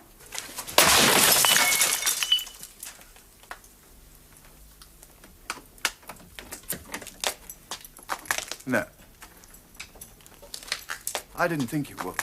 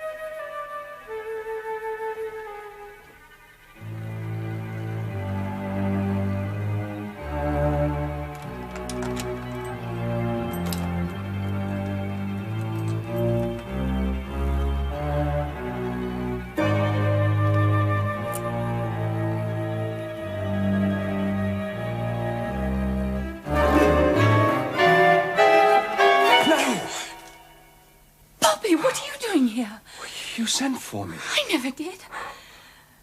Oh, but I can't tell you how pleased I am to see you. Oh, Bobby, Bobby, let's get out of here. I telephoned the castle, but nobody knew where you were. Then I got this wire from you saying it was urgent. To come at once. Frankie, are you all right? Yes. Yes, Roger was here when I arrived. What? I'll tell you about it later. Oh, but he really is a remarkable person. Yes, well, I suppose you always had a fancy for him. He had charm. So had Moira. Her face did sort of haunt me. But then when we were in that attic together and you were so simply splendid about things, she just faded away. You were so frightfully plucky. I wasn't feeling plucky. But I did want you to admire me. Oh, I did, darling. I always have. Is that all you're going to say?